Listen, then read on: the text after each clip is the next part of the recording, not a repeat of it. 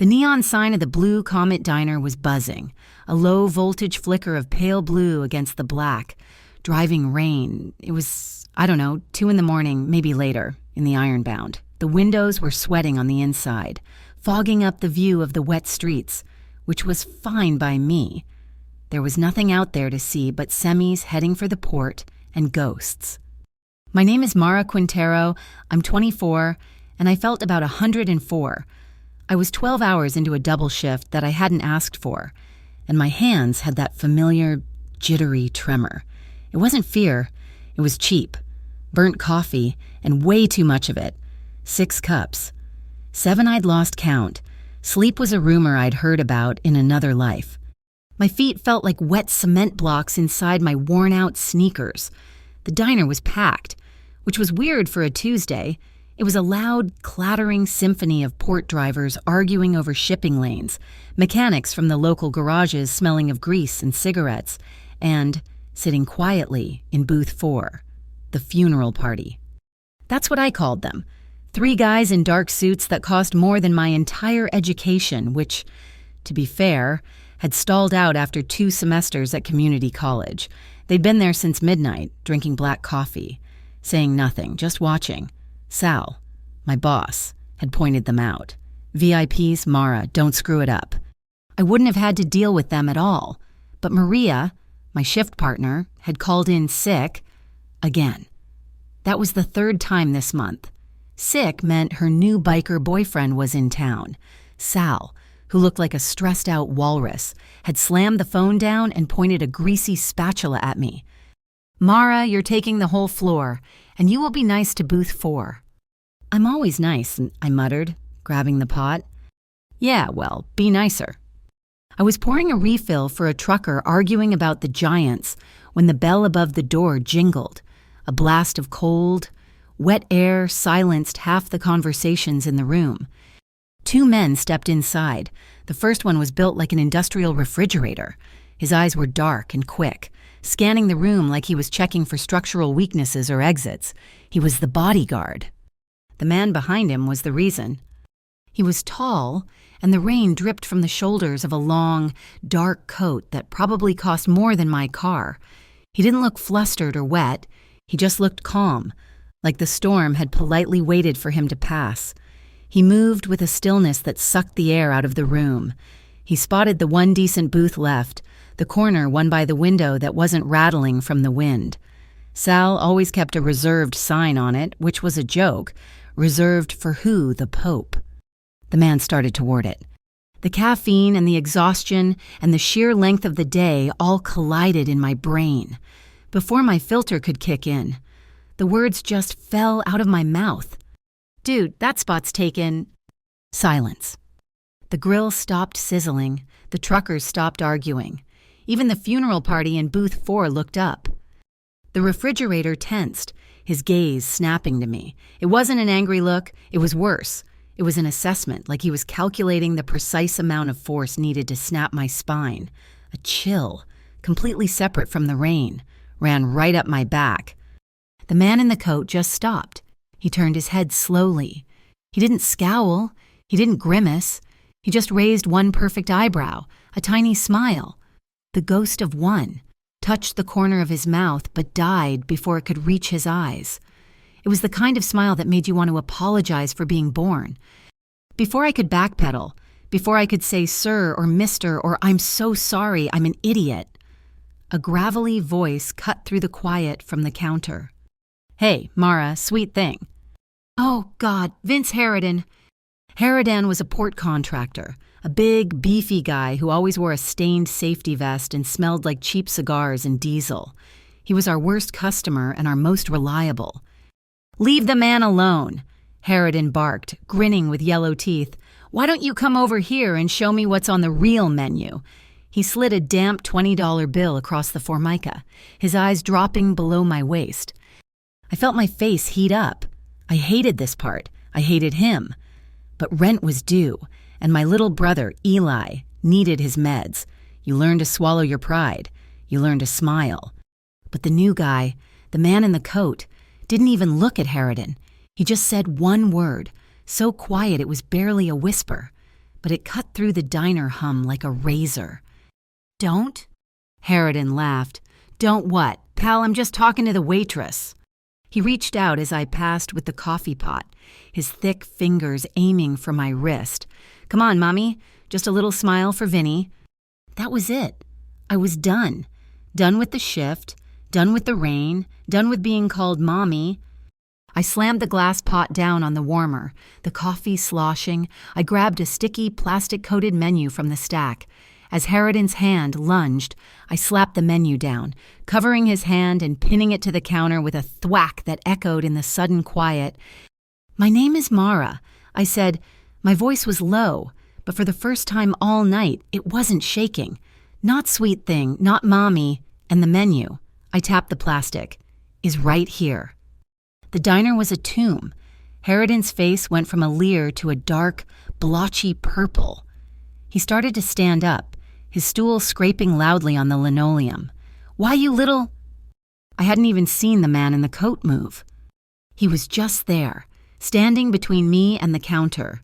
He didn't touch Harridan, he didn't raise his voice. He reached into the metal napkin dispenser, pulled out a single, thin paper napkin, and let it flutter down onto the counter, right next to Harridan's trapped hand. It looked like nothing, just a piece of paper. But then I saw it. Embossed in the corner was a small, elegant, unmistakable shape, an anchor. The Caravello anchor. My stomach didn't just drop, it evaporated. This wasn't the Ironbound. This was Port Newark. And the Caravellos weren't just VIPs. They were the port. They owned the shipping lines. They ran the unions. They controlled every container that moved from here to Elizabeth. They probably owned this diner, this block, and the air I was breathing. Harridan saw the anchor. The purple drained from his face, leaving it a sick, pasty white. "Leave," the man in the coat said. His voice was still quiet, polite even. "Now." Harridan didn't speak. He didn't argue. He ripped his hand out from under the menu so fast he knocked over the salt shaker. He grabbed his coat, fumbled with his keys, and practically ran out the door, letting the rain soak him. The refrigerator, the bodyguard held the door open for him, a gesture of mock courtesy that was terrifying. I watched Harridan stumble into the night. His hands, I noticed, were shaking. The diner exhaled, the grill sizzled, the truckers went back to their food, but they were different. They all glanced toward the man in the coat, and one by one, they gave a short, slow nod. A law had been broken, a judgment had been passed, the natural order was restored. I was trembling again, the caffeine rush replaced by pure adrenaline. I picked up the coffee pot, my knuckles white. The man, the Caravello, was sitting in Sal's reserved booth, of course. The bodyguard stood by the jukebox, not watching the music, just watching the room. I walked over, my feet on autopilot. "What can I get you?" My voice sounded thin. He looked up at me. His eyes were dark, not black, but a deep, unreadable gray, like the ocean under a storm. "Americano," he said. His voice was smooth, with a faint gravel, like old whiskey over ice. "Black." I poured it. The steam rose between us. The caffeine was still singing in my veins, making me stupid, making me brave. "Here you go," I said, sliding the cup onto the saucer. "Pretty dramatic entrance. You just scared off my worst tipper, dude." I froze. I'd done it again. Dude. The bodyguard stiffened. The Caravello boss didn't react. He just lifted the cup, not to drink, but to breathe in the steam. He closed his eyes for just a second, and that ghost of a smile returned. "Thank you," he said. He stayed for exactly 10 minutes. He drank the Americano in slow, deliberate sips. He didn't speak. The bodyguard didn't move. The funeral party in booth 4 paid their bill in cash, too much of it, and left. Finally, he signaled for the check. I printed the slip, $4.50, and dropped it on his table. He pulled out a wallet and laid a credit card on the tray. It was heavy, matte black, with no name, just a chip. I ran it. Approved. Of course it was. I brought the receipt back. He signed his name, an illegible, powerful slash of ink, and added the tip. He slid the tray back toward me. the merchant copy on top. "Good night," he said. He stood, shrugged his coat straight, and walked out. The bodyguard followed. The bell jingled. They were gone. I let out a breath I didn't know I was holding. My hands were shaking so bad I could barely pick up the tray. I looked at the receipt. The total was $4.50. The tip he'd written in was I checked it twice. It was enough to cover my rent for 1 entire month. I felt dizzy. I flipped the receipt over to grab the customer copy. He had scribbled something on the line below the total. "Thanks for being direct." I was staring at the number, trying to make my brain understand. When the bell jingled again, my head snapped up. It was the bodyguard, the refrigerator. He'd stepped back inside, letting the door close softly behind him. He walked right up to me. I took a step back, hitting the counter. He leaned in, his voice a low, confidential rumble. "My boss," he said. "He hates being called dude." I stopped breathing. My heart hammered against my ribs. And then he smiled. It wasn't a nice smile. It was all teeth. "Have a good night, Mara." He didn't sound angry. He sounded cold. He turned and left, for real this time. It took me a full minute to move. I finally walked over to the booth to bust the table. My legs felt like jelly. Under the saucer, where his cup had been, was a blue Comet matchbook. He hadn't been smoking. I opened it. Inside, written in the same powerful dark ink as his signature, was an address, a garage, down by the Passaic River. I worked until the end of my shift, my mind a million miles away, the weight of that tip in my apron pocket feeling like a block of lead. The rain finally stopped just as the sky was turning from black to a sick, bruised gray. It was 5:45 in the morning. I pushed open the diner's glass door, the smell of grease and old coffee clinging to me. I just wanted to go home, to see Eli, to sleep for a week. A gray sedan was idling at the curb, not flashy, but sleek and expensive, the kind of car that purrs instead of rumbles. It didn't belong here. As I walked past, the back window slid down with a silent hum. A different man was inside, older, wearing a driver's cap. His face was professional, unreadable.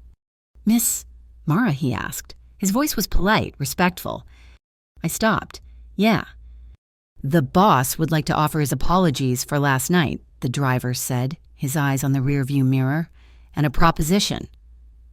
I stood on the wet sidewalk, the gray light of 5:45 a.m., making the world look like an old photograph. The driver's words hung in the air. A proposition. My first instinct, the one that had kept me alive and mostly out of trouble in Newark, was to run, to say no thanks and walk the 12 blocks home to my apartment, bolt the door, and sleep until this whole night felt like a caffeine-induced nightmare. But I thought of the tip in my apron. I thought of the dread I felt every time the mail came, wondering if it was another bill from the community clinic. "Where?" I asked, my voice hoarse. "The address on the matchbook," the driver said, nodding to the small piece of cardboard I was clutching in my fist. "He's waiting. I'm just the transport." I looked at the car. It was clean.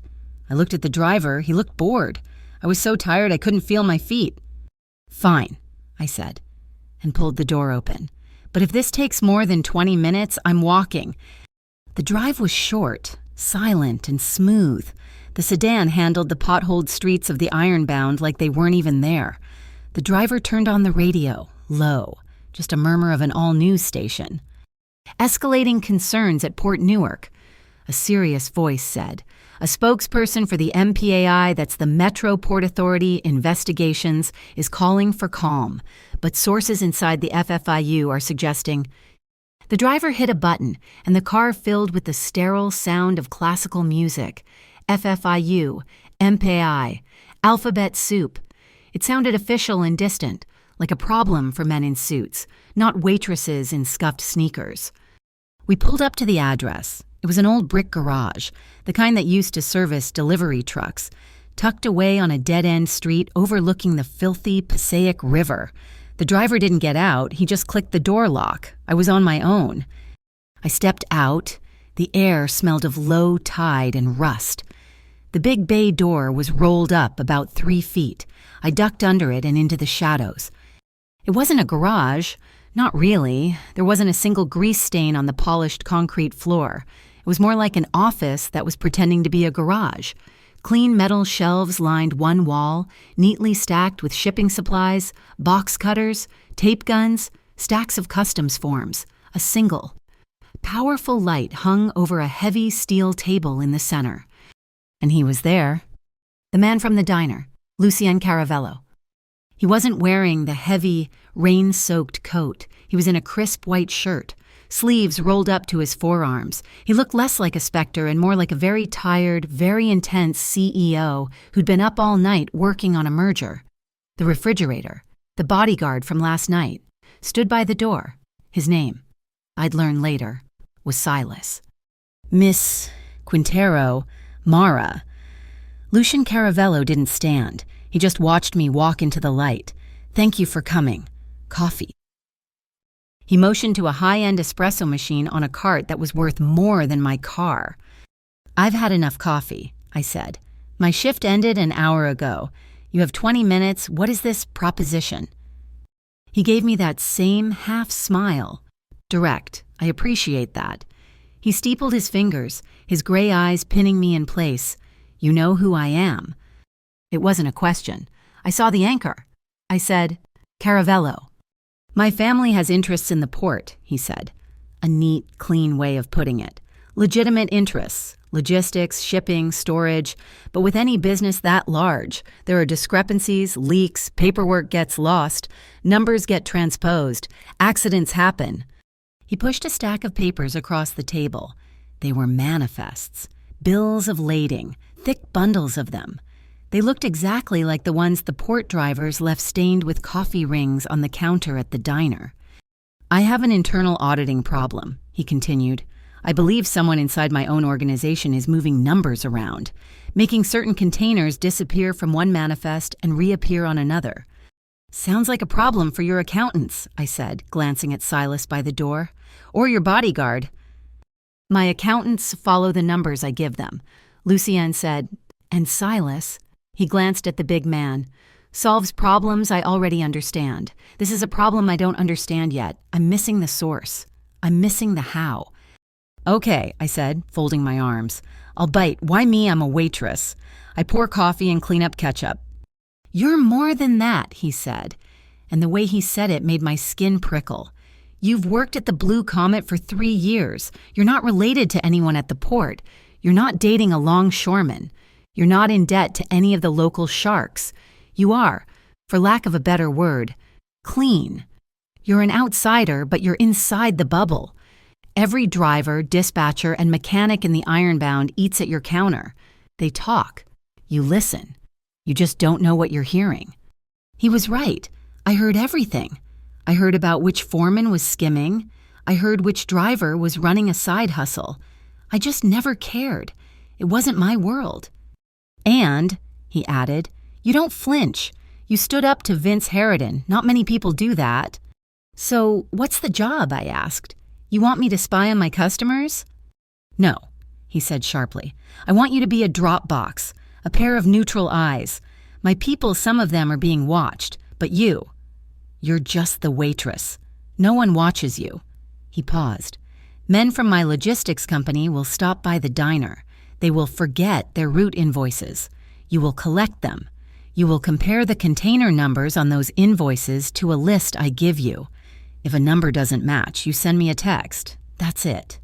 He leaned forward, his voice dropping. I need to be very clear. You will not touch anything illegal. You will not handle packages or contraband or weapons. You are a data entry clerk. Mara, a ghost. You're checking numbers on a piece of paper. It sounded too simple and too dangerous. And in return, this was the part I was dreading, the hook. In return, he said, a few things. First, you will never, ever have to deal with Vince Harridan or anyone like him again. That is guaranteed. I swallowed. That alone was tempting. Second, he said, pulling a folded piece of paper from his shirt pocket. He slid it across the table. It was a statement from the St. James Community Clinic, the one where I took Eli for his asthma treatments. It showed a balance of God. It was over $9,000, a balance I'd been chipping away at, $20 at a time, for 2 years. A thick red "paid in full" was stamped across it. The date was from an hour ago. I felt my knees go weak. I gripped the edge of the steel table. "You paid this." "I did. You looked into my life, into my brother." The relief was quickly replaced by a hot, sick wave of anger. I wasn't being asked. I was being told. "I am thorough," he said simply. "I don't make propositions without knowing the facts." $9,000. It was a mountain. He'd just leveled it, but it felt dirty. I hated being owned. I hated this feeling, this cold obligation that was settling in my stomach. "I don't work for favors," I said, my voice shaking. "I don't want to owe you anything." He actually looked surprised. "What do you suggest?" "A contract," I said, the words tumbling out. "I want a real one, on paper, not from this." I waved at the garage. "From a real company. I want to be a real employee, a consultant, something." He stared at me for a long, heavy silence. Silas shifted by the door. "Raven Dock Logistics," Lucian said. "It's my primary operations hub. You'll be on the payroll as a temporary auditor. Is that real enough?" "Yes," I said. It felt safer. A piece of paper was a shield. "And one more thing. My condition." "I'm listening." "My brother, Eli. He's 13. He studies every night from 6 o'clock to 8 o'clock. I help him with his homework. When I'm on this earth, those 2 hours are his. You don't call me. You don't text me. You don't send Silas to my door. I'm invisible. Period." This, I knew, was a test, a demand from a person with no power. Lucian didn't smile. He didn't hesitate. He just nodded. "Done." My shoulders sagged. "Okay, when do I start?" "Now," he said. "Silas will deliver your onboarding materials tonight at the diner. It's better if it looks casual." He slid a small, shrink-wrap box across the table, a burner phone. Simple, black, untraceable, and a laminated ID card. "Raven Dock Logistics," it read, "temporary staff." I looked at the photo. It was a grainy security cam shot of me from the diner last night. My stomach twisted. Then I looked at the name. Mara Quintero. "You spelled my name wrong," I said, my anger flaring up again. "I know," he said, his voice flat. "That ID is for you, but it's also a trap. If anyone FFIU, MPAI, a competitor ever logs that card, or photocopies it, or even just sees that spelling, I'll know where the leak came in. It's for your protection. Mara, not just mine." A chill went through me. This wasn't a game. "One last question, Ma," I said, my hand on the burner phone. "This auditing, these discrepancies. I need to know what I'm getting into. Does any of this involve kids? Hurting them? Moving them?" I couldn't. Not for all the money in the world. Not even for Eli. Lucian Caravello's face changed. The calculated, corporate mask dropped. For a second, I saw something dark and incredibly cold in his eyes. It wasn't anger at me. It was anger at the very idea. "I don't touch the forbidden," he said, and his voice was absolute. "Not me, not my family, not ever. That is a line I do not cross." I believed him. God help me. I believed him. "Okay," I whispered. "I'll do it." I slept for 5 hours, which felt like 5 minutes. Then I put on my uniform, the apron feeling heavier than usual, and walked back to the Blue Comet for my regular shift. The diner was slow. The storm had passed, leaving the air clean and cold. Around 10 o'clock, the bell jingled. Silas, the bodyguard, walked in.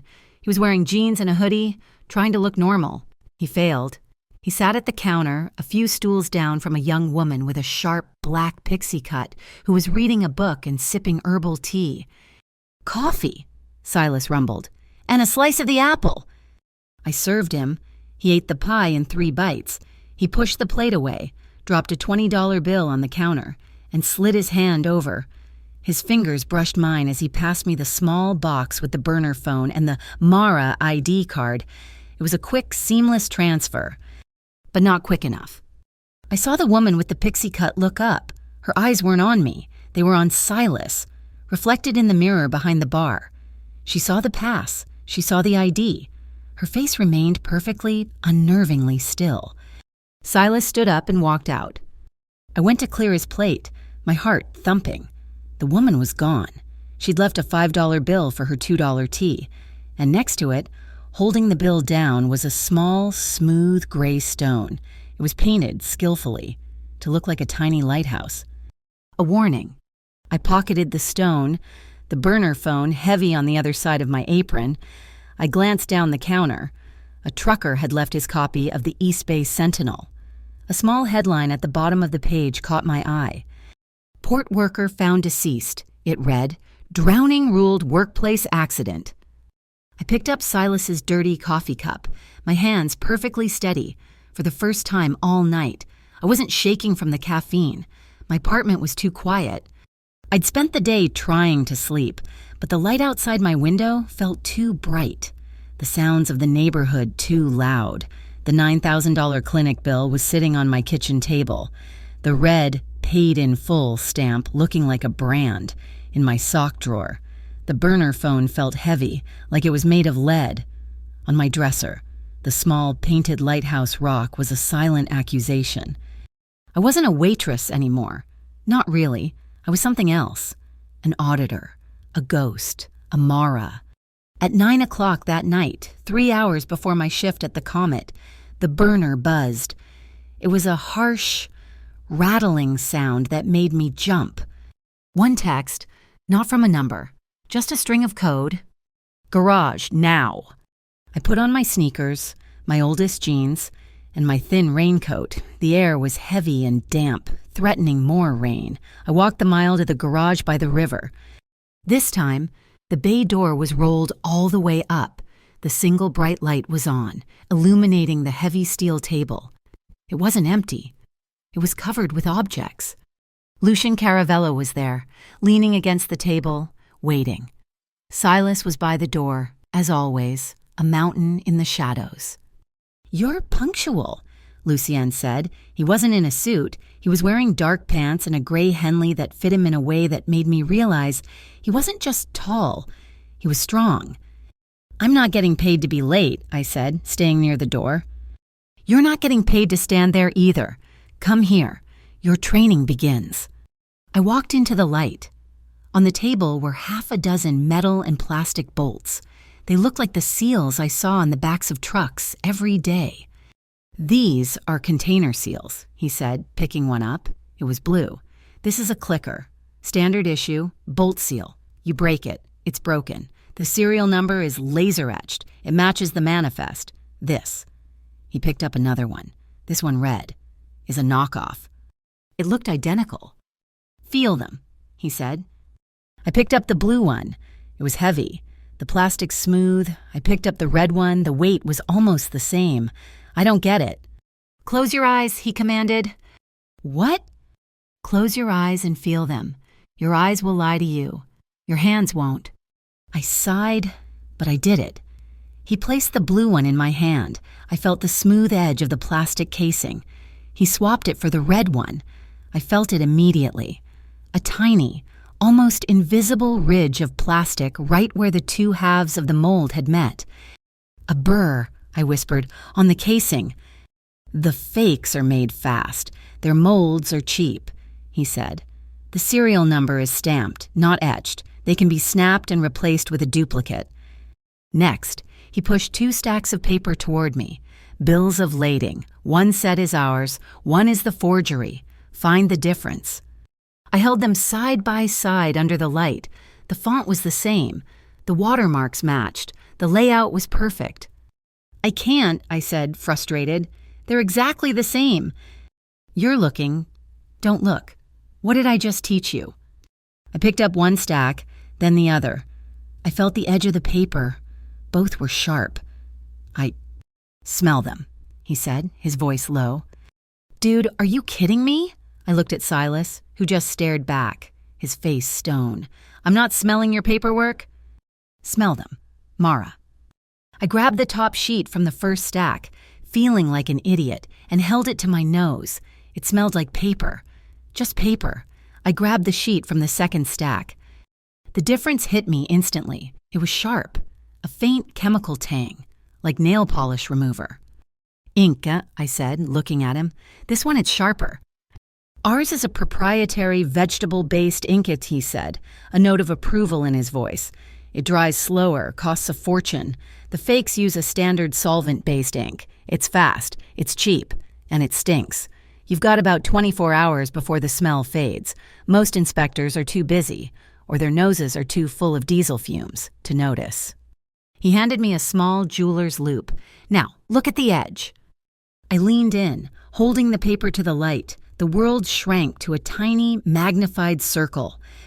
The light's wrong, I muttered, trying to angle the sheet. A shadow fell over me. His hand, warm and steady, covered mine.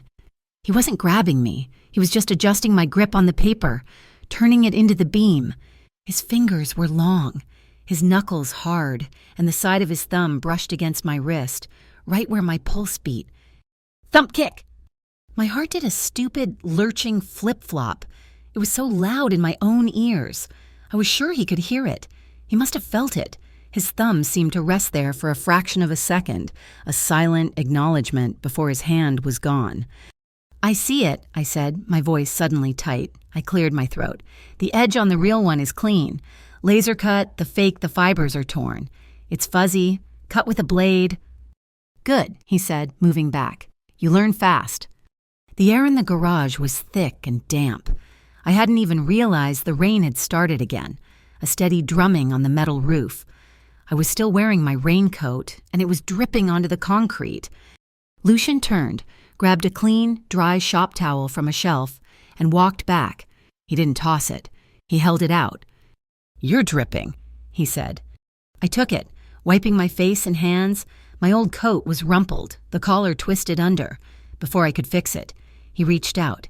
His fingers, surprisingly gentle, caught the lapel of my coat and straightened it, smoothing the fabric over my shoulder. It wasn't a pass. It wasn't a caress. It was a gesture of maintenance, like he was straightening a picture on the wall, but it was possessive, somehow protective. It sent a shiver down my spine that had nothing to do with the cold. I took a half step back, putting space between us. What is this, dude? I tried to make it a joke, to break the weird tension. Advanced Waitressing 101. You in full-on tutor mode now. From the shadows by the door, Silas actually let out a short, rough noise. It might have been a laugh. Lucian turned his head, his gray eyes unreadable in the harsh light. He wasn't angry. That faint ghost of a smile was back. That's the last time, he said, his voice soft. You get to call me that when you're not holding a coffee pot. My eyes flicked to Silas. He was wearing a dark t-shirt, and as he shifted, the light caught his neck. I saw it clearly for the first time.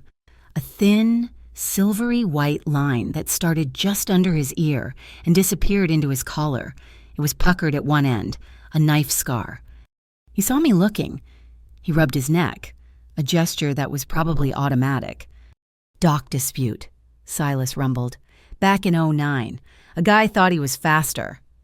My mouth was dry. Was he? Silas smiled, and it was not a nice smile. I'm still here. The words hung in the garage. This was the world I'd just agreed to audit. Back to the diner, Lucienne said, pulling my attention like a magnet. You were seen last night. My stomach clenched. The woman, pixie cut. She left the Lighthouse Rock.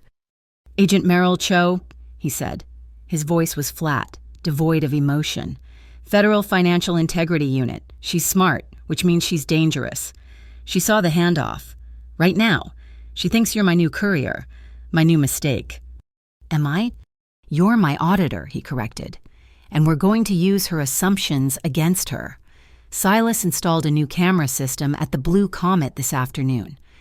What Sal would never... Sal was very accommodating, Lucienne cut in. When I offered to repave his parking lot and upgrade his walk-in freezer, the point is, the cameras are junk. They're dummies. Cho's tech team will tap into them. They'll see the feeds, and they'll realize they're looking at a cheap, closed-loop system that records nothing. It'll make the diner look normal. It'll make you look like small-time business. And what happens when I do find a bad number? You text me on the burner, but only when you're alone. If Silas is at the counter, or one of my other men, he paused. You'll need a signal. A signal? What, am I supposed to tug my earlobe? No. He picked up an imaginary coffee cup. When you bring the order, you place it down, and you tap the rim once with your index finger, like you're checking if the cup is too hot. He demonstrated. It was tiny, subtle, unnoticeable, unless you were looking for it. Silas will see it, he said. He will handle the man, retrieve the manifest, and I'll have my confirmation. Clean, simple. I paced away, my sneakers squeaking on the polished concrete. My head was spinning. Bolt seals, ink smells, dummy cameras, secret signals. This is a lot, more than I thought. I turned back too fast.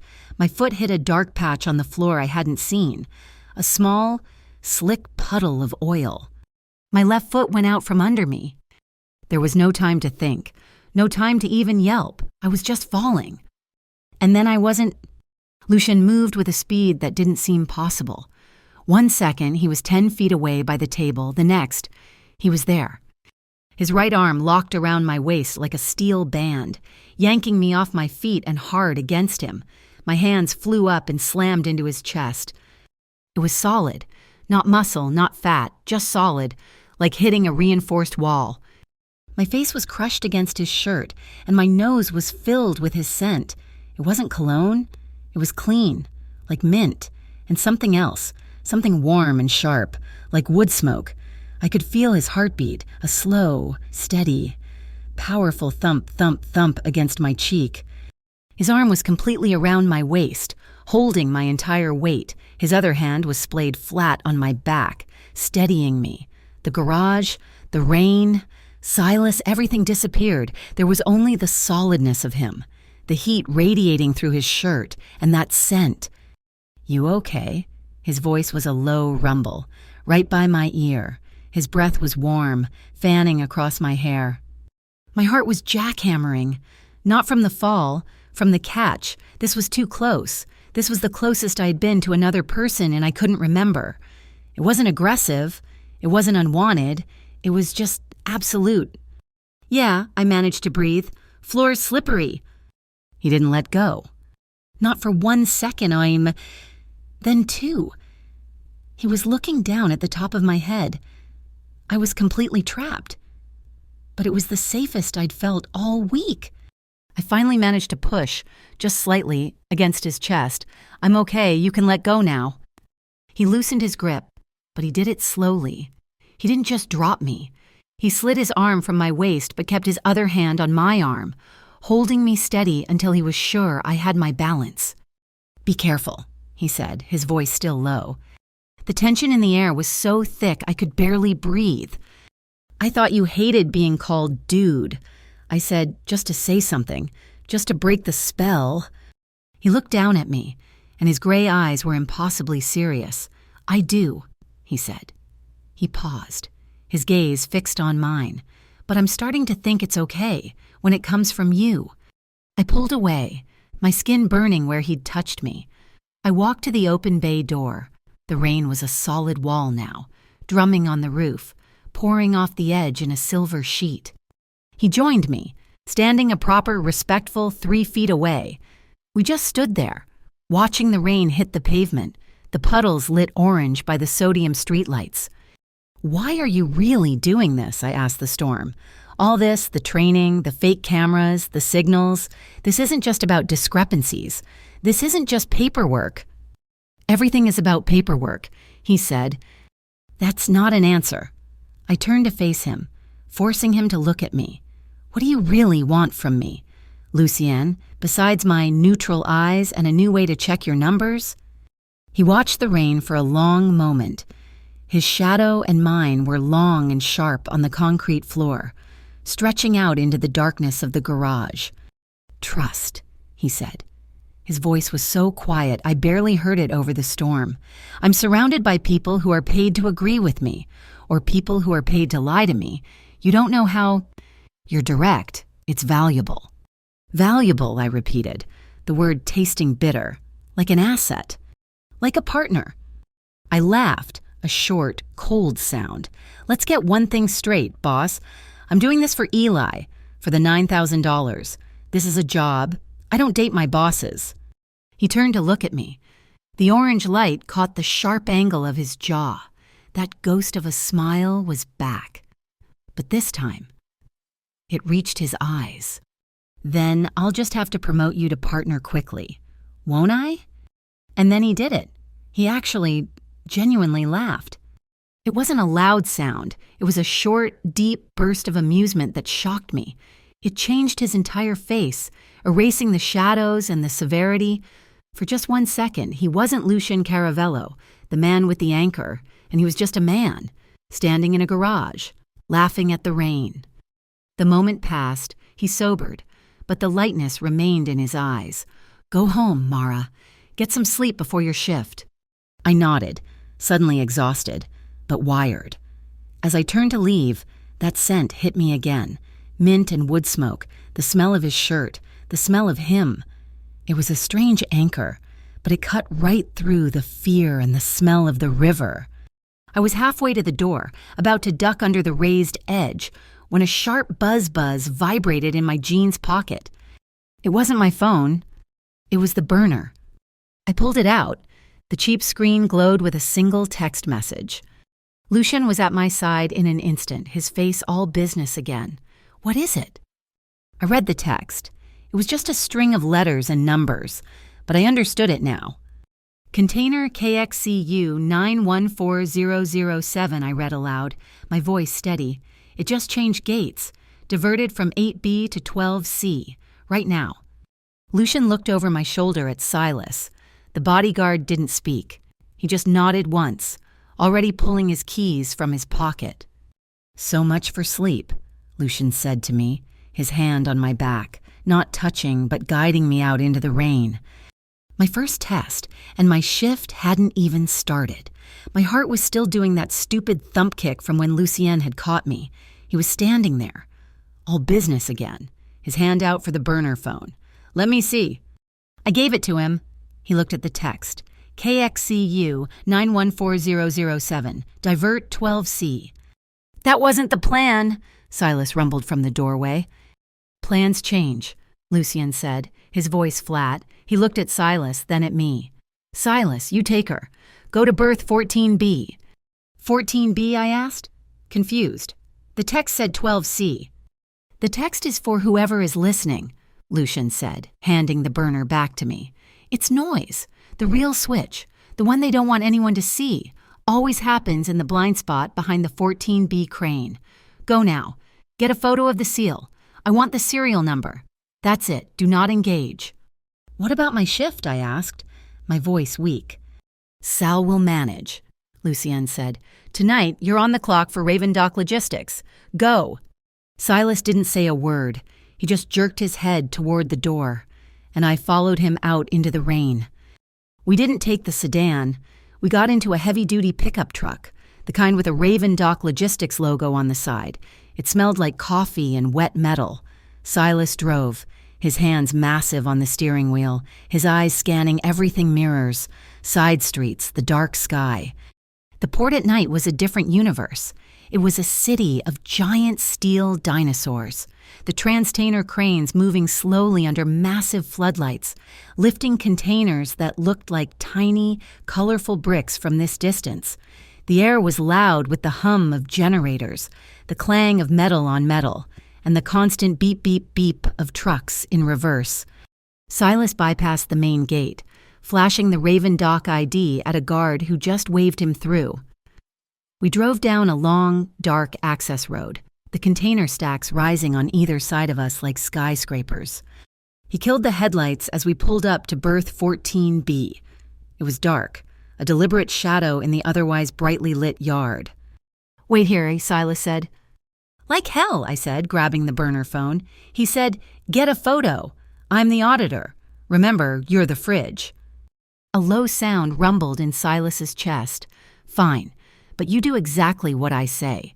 You breathe when I say. You move when I say." We got out. The air tasted like salt and rust. We moved into the alley between two towering stacks of containers. At the end, I could see it. A single blue box, KXCU 914007. The electronic board above the bay listed the container, but the customs code next to it was wrong. "That's a code for dry goods," I whispered. "It's supposed to be high-end electronics," Silas murmured, his eyes scanning the darkness above us. We got closer. The paint smell hit me first, that sharp chemical smell from the garage. "They painted it," I said, "recently." I looked at the number stenciled on the side, KXCU 914007. It looked right, but I leaned in, my nose almost touching the cold, wet metal. "The stencil, Silas, look." He squinted. "It's doubled," I said, my training kicking in. "They painted over the real number and stenciled this one on top. Look at the edge of the 7 and the 0. The paint is thicker, it's sloppy." "Get the seal," he ordered. We moved to the back of the container. The locking bars were in place, and a single red bolt seal was threaded through them. Red, the knockoff.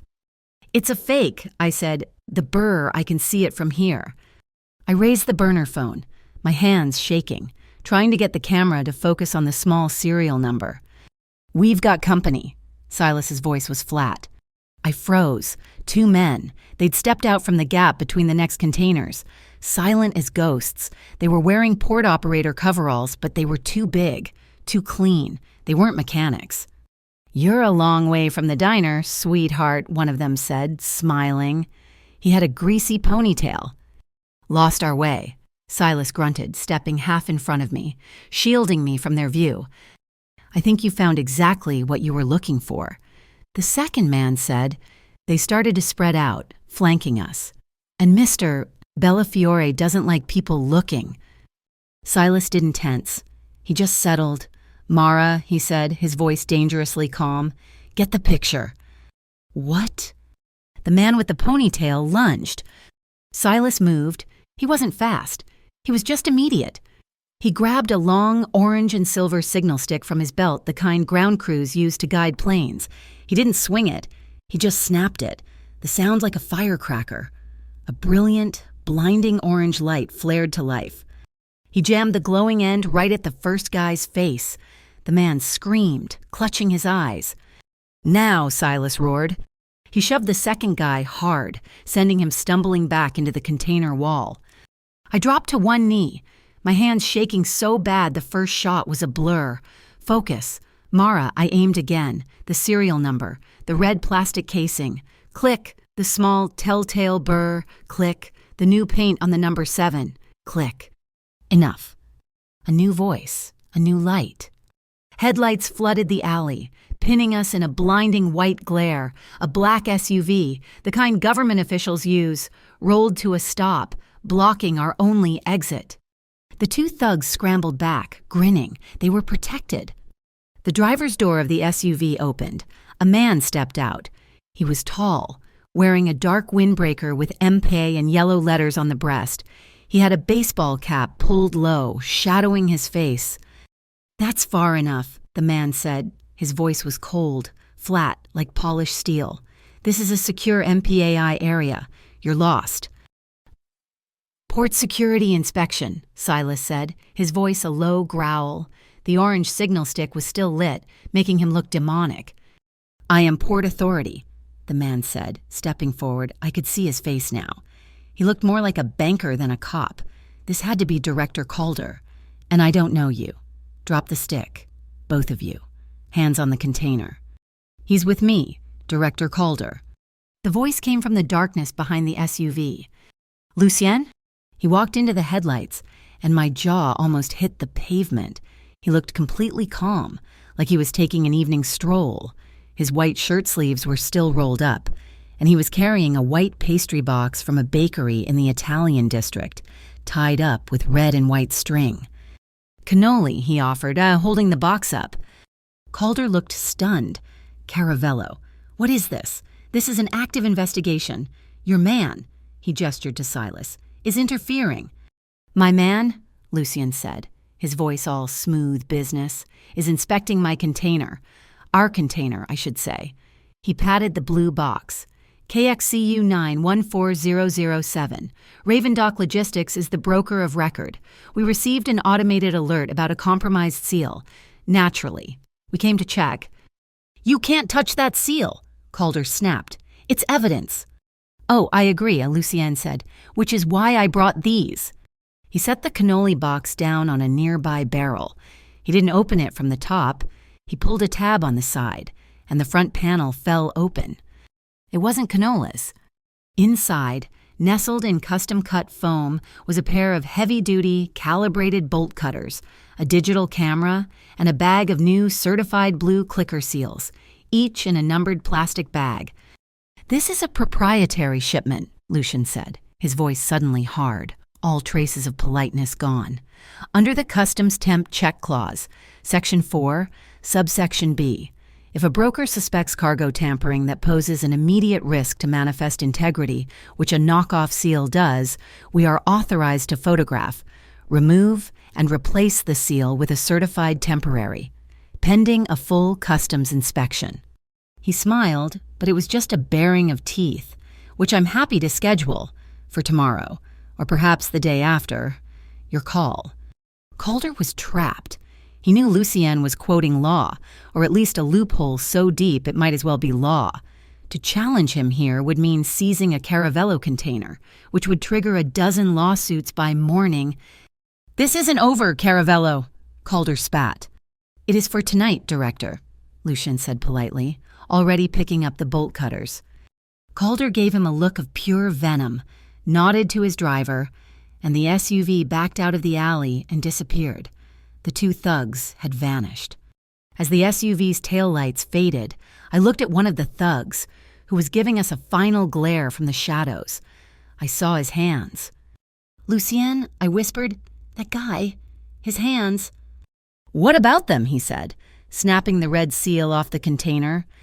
"They're covered in dust, a fine white powder, and—" I sniffed the air. The chemical smell of new paint was everywhere. "I know that dust. It's pilot's dust. Lime powder. They use it at the X-Row warehouses for moisture control." Lucien froze. He looked at Silas. It was a look that lasted a fraction of a second, but a whole conversation happened in it. X-Row. A high-pitched whine shattered the quiet. The second thug, he was in a forklift, the electric kind, and it shot out from behind a stack, making a run for the access road. Silas didn't even wait for an order. He sprinted, not after the forklift, but to the side of the massive ship-to-shore crane looming over us. He grabbed a thick yellow lanyard hanging from the scaffolding and pulled. A sound that I felt in my bones, a deep, deafening blare, exploded across the port. It was the ship horn. It was so loud it shook my teeth. The forklift driver, blinded by the headlights and deafened by the horn, panicked. He yanked the wheel, trying to cut between two stacks. He misjudged. Crunch! The forks rammed directly into a stack of empty metal shipping racks. The sound of tortured metal was horrific. The forklift died. The driver was slumped over the wheel, shaking and disoriented. But he wasn't bleeding. He hadn't been hit by anything but his own fear. Silas started toward him, his face a mask of cold fury. "Don't," Lucien commanded, his voice sharp.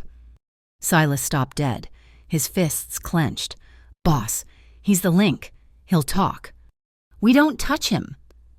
Lucien pulled out his personal phone, a sleek black smartphone. "We," he said, "are law-abiding businessmen. Remember?" He dialed a number. "Port security, main gate. This is Lucien Caravello at berth 14B. We've had a small accident. One of your forklift operators appears to have lost control of his vehicle. Yes, he seems uninjured, but you should probably send a team and a supervisor. Thank you." He hung up, and he looked at Silas. Let the local guys handle him, not Calder, the locals. He'd kept his hands clean. He'd captured the man, without laying a finger on him, and handed him over to the correct authorities. Boxing called her out. My heart was a hummingbird in my chest. I was shaking, not from cold, but from adrenaline. This was the game. This was the real game. I looked across the yard, past the stacks, toward the main channel. Under a bright, flickering sodium light, about 200 yards away, a figure was standing, just watching. Pixie cut, Agent Merrill Cho. She was too far to have heard anything, but she'd seen it all. The SUV, the forklift, the horn. She wanted us to see her. She lifted one hand and tapped the FFIU logo on her windbreaker. Once, twice, 3 times. Strike 3, Caravello. Then she turned and melted back into the shadows. A cold dread settled in my stomach. I was in a war. Not a fist fight, but a war of lawyers, federal agents, and rival organizations. And I was standing dead center.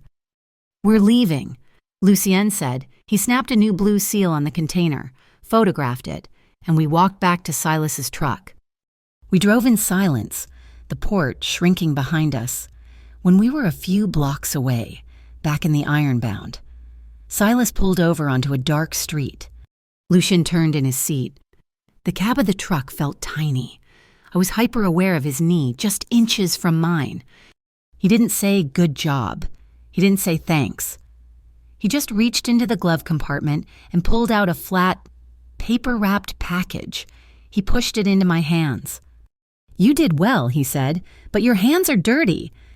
I looked down. My hands were covered in grease and rust from the container. I tore the paper. Inside was a pair of the softest, blackest leather gloves I'd ever seen. They were lined with cashmere. They probably cost $200. An inferno of pride and anger flared in my chest. It was a thank you, but it was also a message. Stay clean. Don't get your hands dirty, like I was some delicate thing. Like I hadn't just stood my ground while men were lunging and forklifts were crashing. "What's this?" I asked, my voice tight. "A gift," he said. "No." I shoved the gloves back, hard, into his chest. They hit the solid wall of him and fell to the floor mat. "I don't need your gifts. I keep my own hands clean, my own way." Silas stared straight ahead through the windshield, not moving a muscle. Lucien didn't move. He didn't get angry. He just looked at me. His gray eyes searched my face in the dim light. I held his gaze, refusing to back down. Finally, slowly, he bent down and picked up the gloves. He brushed a piece of dirt off them. He turned to me, and his voice was so low, so unguarded, it barely sounded like him. "I know," he said. He said it like a fact, like my defiance wasn't a surprise. It was a confirmation. He didn't try to force them on me. He just took my limp raincoat pocket and gently, almost impersonally, tucked the gloves inside. "You'll want them," he said, his voice back to normal. "It gets cold on the docks." Silas started the truck. He dropped me at the corner by the Blue Comet.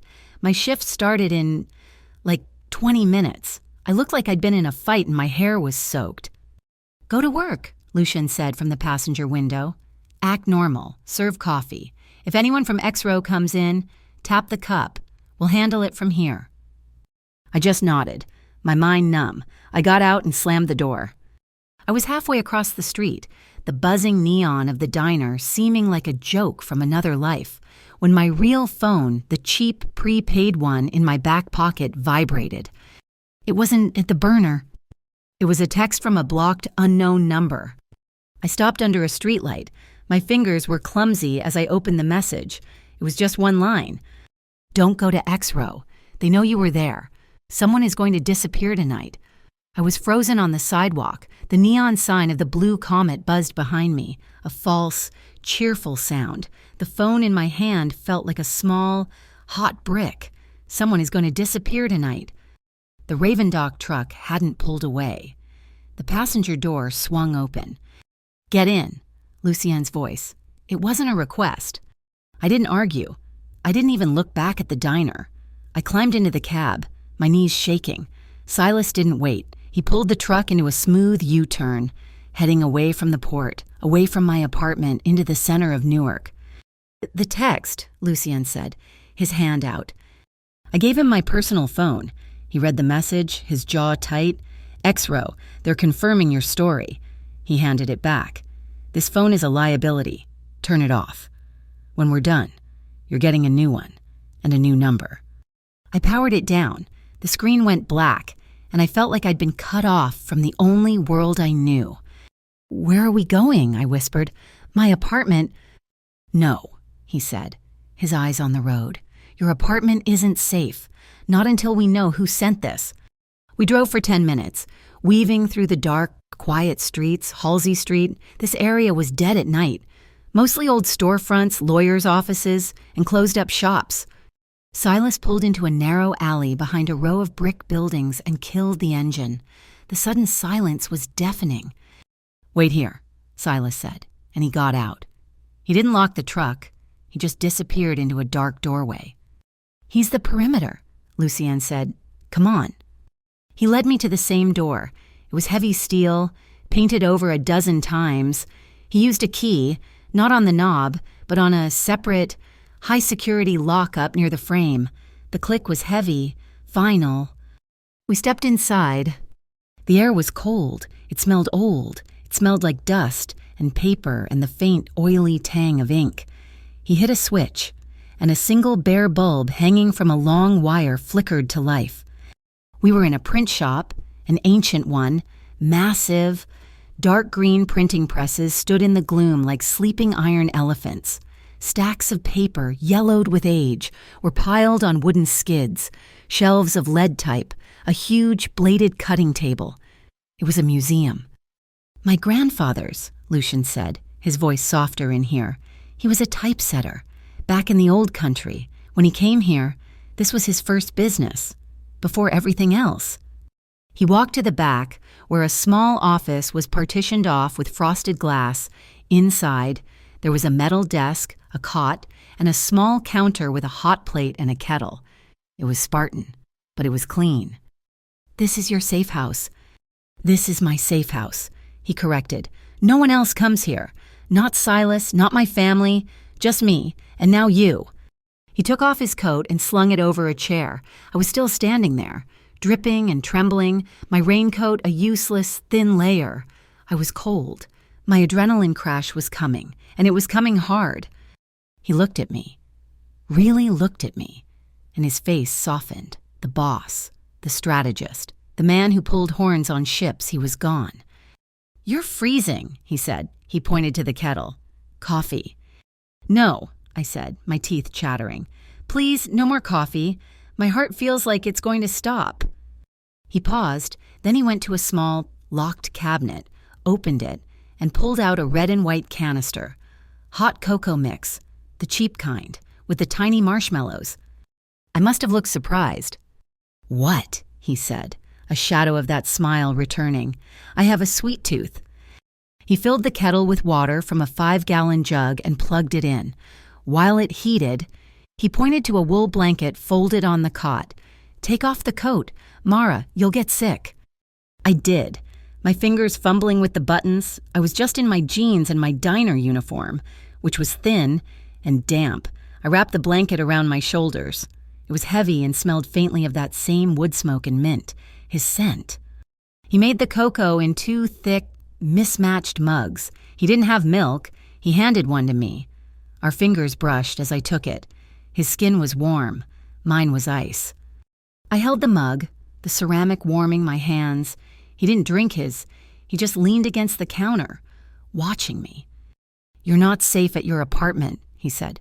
Or the diner. Not tonight. That text wasn't a warning. It was a threat. They know who you are. They know you're with me. Santo Bellafiore, I said. His head snapped up, his gray eyes sharp. The man at the dock. You remembered the name. He doesn't like people looking. That's what the thug said. Now I get a text. Who is he? Lucienne, really? I needed to know. I had a right to know. I'd held up my end. He was quiet for a long time, listening to the old building creak. Santo, he said, was my father's partner, his protege, you could say. When my father died, I took over the legitimate side of the business, the logistics, the shipping Raven dock. Santo was supposed to handle the other side, the old ways, but he got greedy. He started mixing the two, using my legitimate channels to move his product. Product, I said, my stomach cold.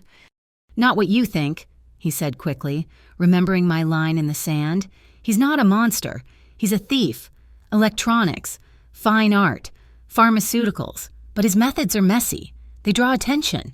They draw men like Calder. They get people killed, like that workplace accident in the Sentinel. So you're fighting him, for control. I'm ending him, he said, his voice flat. I'm cutting him out. This audit you're doing, it's the knife. You're finding the links between his ghost manifests and my real ones.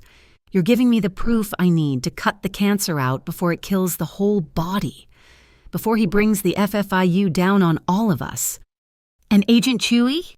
She thinks we're the same. Her. Calder. They can't tell the difference between a thief and a businessman. They just see the name Caravello. We were quiet again. The bare bulb hummed. I can't do this, I whispered. I looked down into the mug. The tiny marshmallows were melting.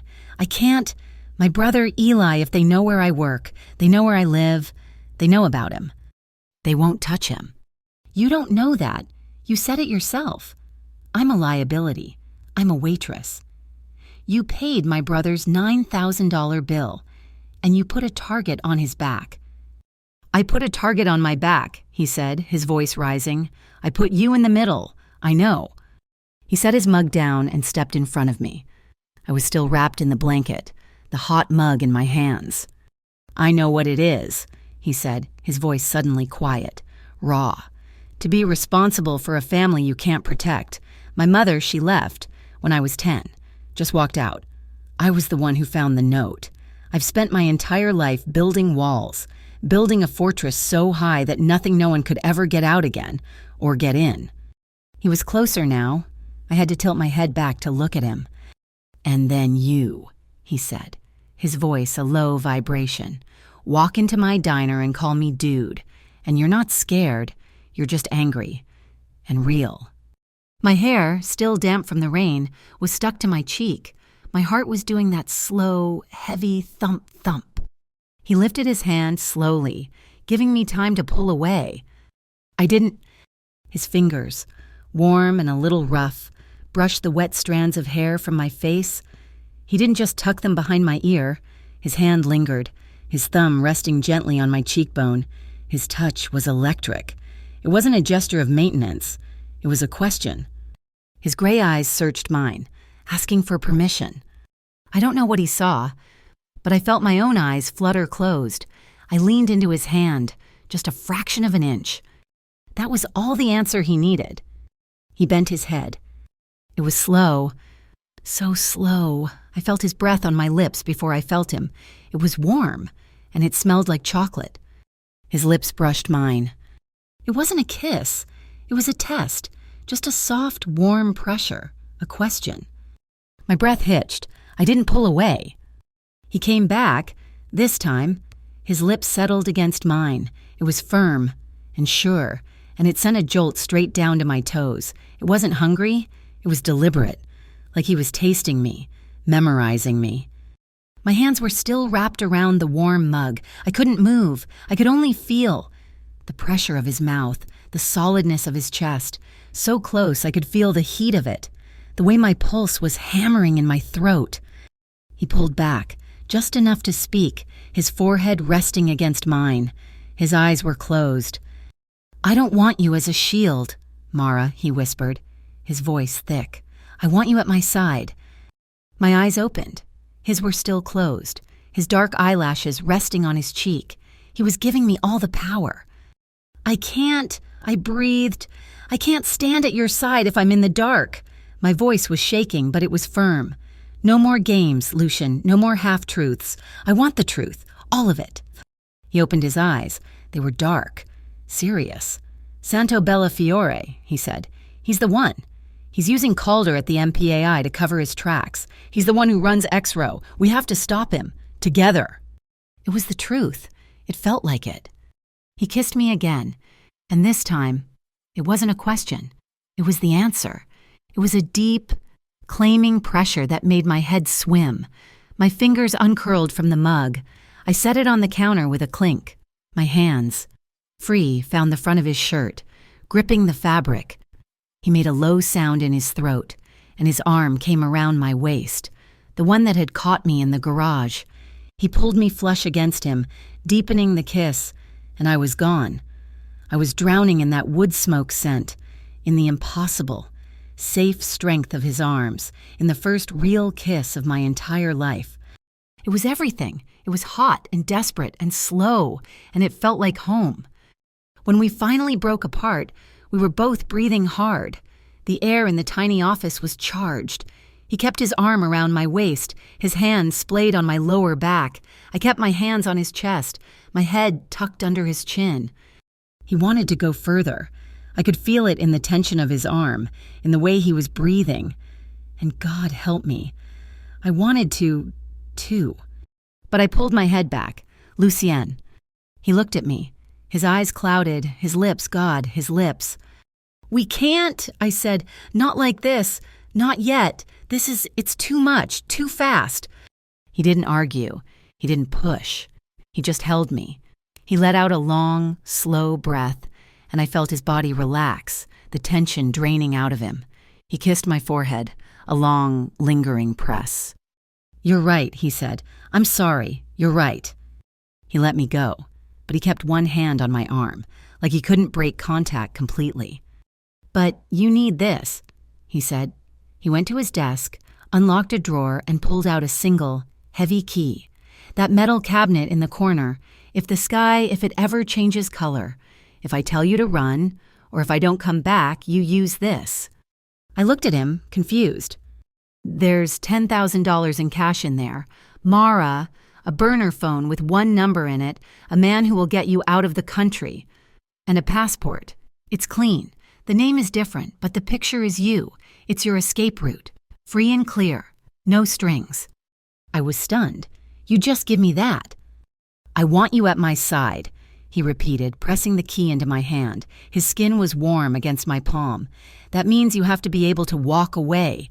You're not my prisoner, Mara. You're my partner." I closed my hand around the key. The metal was cold. "Okay," I whispered. "Your partner." "What?" "One more thing," he said, pointing to my abandoned cocoa mug. "The signal, tapping the rim, it's good. But it's for Silas. It's for the muscle." He picked up his own mug. "If you need me, if it's something only I can understand, touch the handle." He curled his index finger around the C shape of the handle. "Don't tap, just touch. A signal only we know." I nodded, my throat tight. We stood there for another minute. The silence comfortable now. The moment had passed. The desire was still there, a low, simmering heat under the surface. But it was contained, held in reserve, a promise for later. Outside, in the alley. A heavy truck rumbled past. Its headlights flashed through the high, dusty windows of the print shop, sweeping across the room. For just a second, a shadow was thrown against the frosted glass of the office door. A man, standing in the alley. Before I could even gasp, the shadow was gone. "What?" Lucien was at the door, peering into the dark shop. "I thought I saw someone." I said, "A shadow," when the truck passed. Silas was inside the print shop in an instant, a dark shape moving with impossible speed. He went to the front windows, peering out onto Halsey Street. "Nothing," he rumbled. "Street's empty, alley's clear. Probably just a reflection." I wasn't so sure. Lucien pulled me away from the glass partition. "You're safe here. Silas is on the door. Rest, I'll take the cot." "No," I said. "You take it. I'm too wired to sleep." My personal phone, the one he'd told me to turn off, was sitting on the desk. As I went to pick it up, the dark screen suddenly lit up. It wasn't a call. It was a push notification from the East Bay Sentinel News app. My blood ran cold. I read the headline aloud. "MPAI Director Calder suspended, pending internal investigation." Lucien looked at the screen. He wasn't surprised. He was satisfied. The anchor, the man had just sunk a federal director without raising his voice. The curtain was ripping, and I was standing on the stage, right next to him. The news of Calder's suspension hit the print shop like a thunderclap, but Lucien didn't celebrate. He just took the phone from my hand and read the headline, his face grim. "This is bad," he said. Bad? I was stunned. We were standing in the cold, dusty office, the single bare bulb humming over our heads. "Dude, you just took out a crooked director. How is that bad?" "Calder was a shield," Lucien said, his voice flat. "All business. The man who had kissed me last night was gone, replaced by the strategist. He was sloppy. He was greedy, but he was known. He kept the FFIU contained. He kept Meryl Cho in her box. Now the box is broken. Bellafiore Santo, he's not going to replace Calder. He's going to scorch the earth." He started pacing, moving out of the small office and into the cavernous main floor. Among the dead printing presses, I followed, pulling the wool blanket tighter around my shoulders. "He's been running a shell game," Lucien said, thinking aloud, tapping his fingers on the cold iron of a machine. "He's not just swapping manifests. He's smarter than that. He's swapping cargo. He uses my legitimate shipping contracts, textiles from Vietnam, machine parts from Germany, clean. Then he uses a ghost fund, a fake venture capital firm called Maritime Aegis Capital, to buy the cargo mid-transit. He's laundering." "He's hiding," Lucien corrected. "He uses the Aegis paperwork to justify rerouting the container to a different berth, like 14B. His crew goes in, empties my textiles, and fills the box with his stolen goods microchips, pharmaceuticals, whatever. Then he fakes the seal, and the container goes back into my network, using my original, clean manifest. It gets shipped to my client in Chicago, who signs for textiles. But somewhere along the way, Santos people intercept the truck and swap the cargo back. It's a 3-card Monte, and I'm the table." "But the data," I said, my mind racing. "The numbers on the manifests. Someone has to be changing them in the port's digital system. The diversions, the weight logs." "Exactly," White, he said. "He has someone inside the system, a data entry clerk, a coder, someone who can make a container weigh 20 tons on paper when it's really carrying 5. That's the nerve center. That's the link we're missing." That link walked into the Blue Comet Diner at 3 o'clock the next afternoon. I was back in my uniform. Sal had given me a look that was half pity, half fear, and said, "Just let me know if you need a day off. Mara, on the house." The power of a repaved parking lot. The diner was mostly empty. Just a few truckers. The man who came in was small, thin, and looked like he hadn't slept in a week. He was Asian, maybe in his late 20s, wearing a thin tech support jacket and glasses. He looked at every face in the diner before sliding onto a stool at the far end of the counter. He was vibrating, his hands shaking so badly he could barely read the menu. I walked over, pot in hand. "Coffee?" "Tea," he whispered. "Jasmine, please." I made the tea. His eyes followed my every move. He wasn't looking at me like Harridan. He was looking at me like I was either his executioner or his savior. I set the mug down in front of him. His shaking hand went to the cup. He looked me right in the eye, his own wide with terror, and his index finger, it didn't tap the rim. It curled, just for a second, around the handle. The signal, the one for Lucien. My blood went cold. I glanced at the door. No Silas, no Lucien. This was just him. "My break's in 5, I said, my voice low and even. I wiped down the counter. "You look like you could use some pie." 5 minutes later, I slid into the booth across from him. He hadn't touched his tea. "You signaled," I said. "The boss isn't here. You're talking to me." "I know," he whispered. He licked his lips. "I was hoping it was you. You're the one at the diner, the new one, the auditor." "My name is Mara. What's yours?" Kai Kwan. I'm a systems analyst at the container yard. I run the script." My heart hammered. This was it. The nerve center.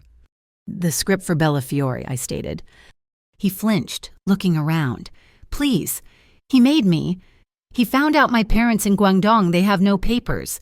He said he'd have them deported. He said he'd hurt them if I didn't fix the numbers. I just changed the code. That's all." I just make the numbers match. And you sent me the text, I said, about X-Row. He nodded, tears welling in his eyes. I saw what they did to the man, the one who drowned. He was a driver. He just asked too many questions. Now they're looking at me. They're cleaning house. I can't. He broke, his voice cracking. I have a wife, a baby. Please, I just want out. What do you have, Kai? I asked, my voice gentle but firm. Everything, he whispered.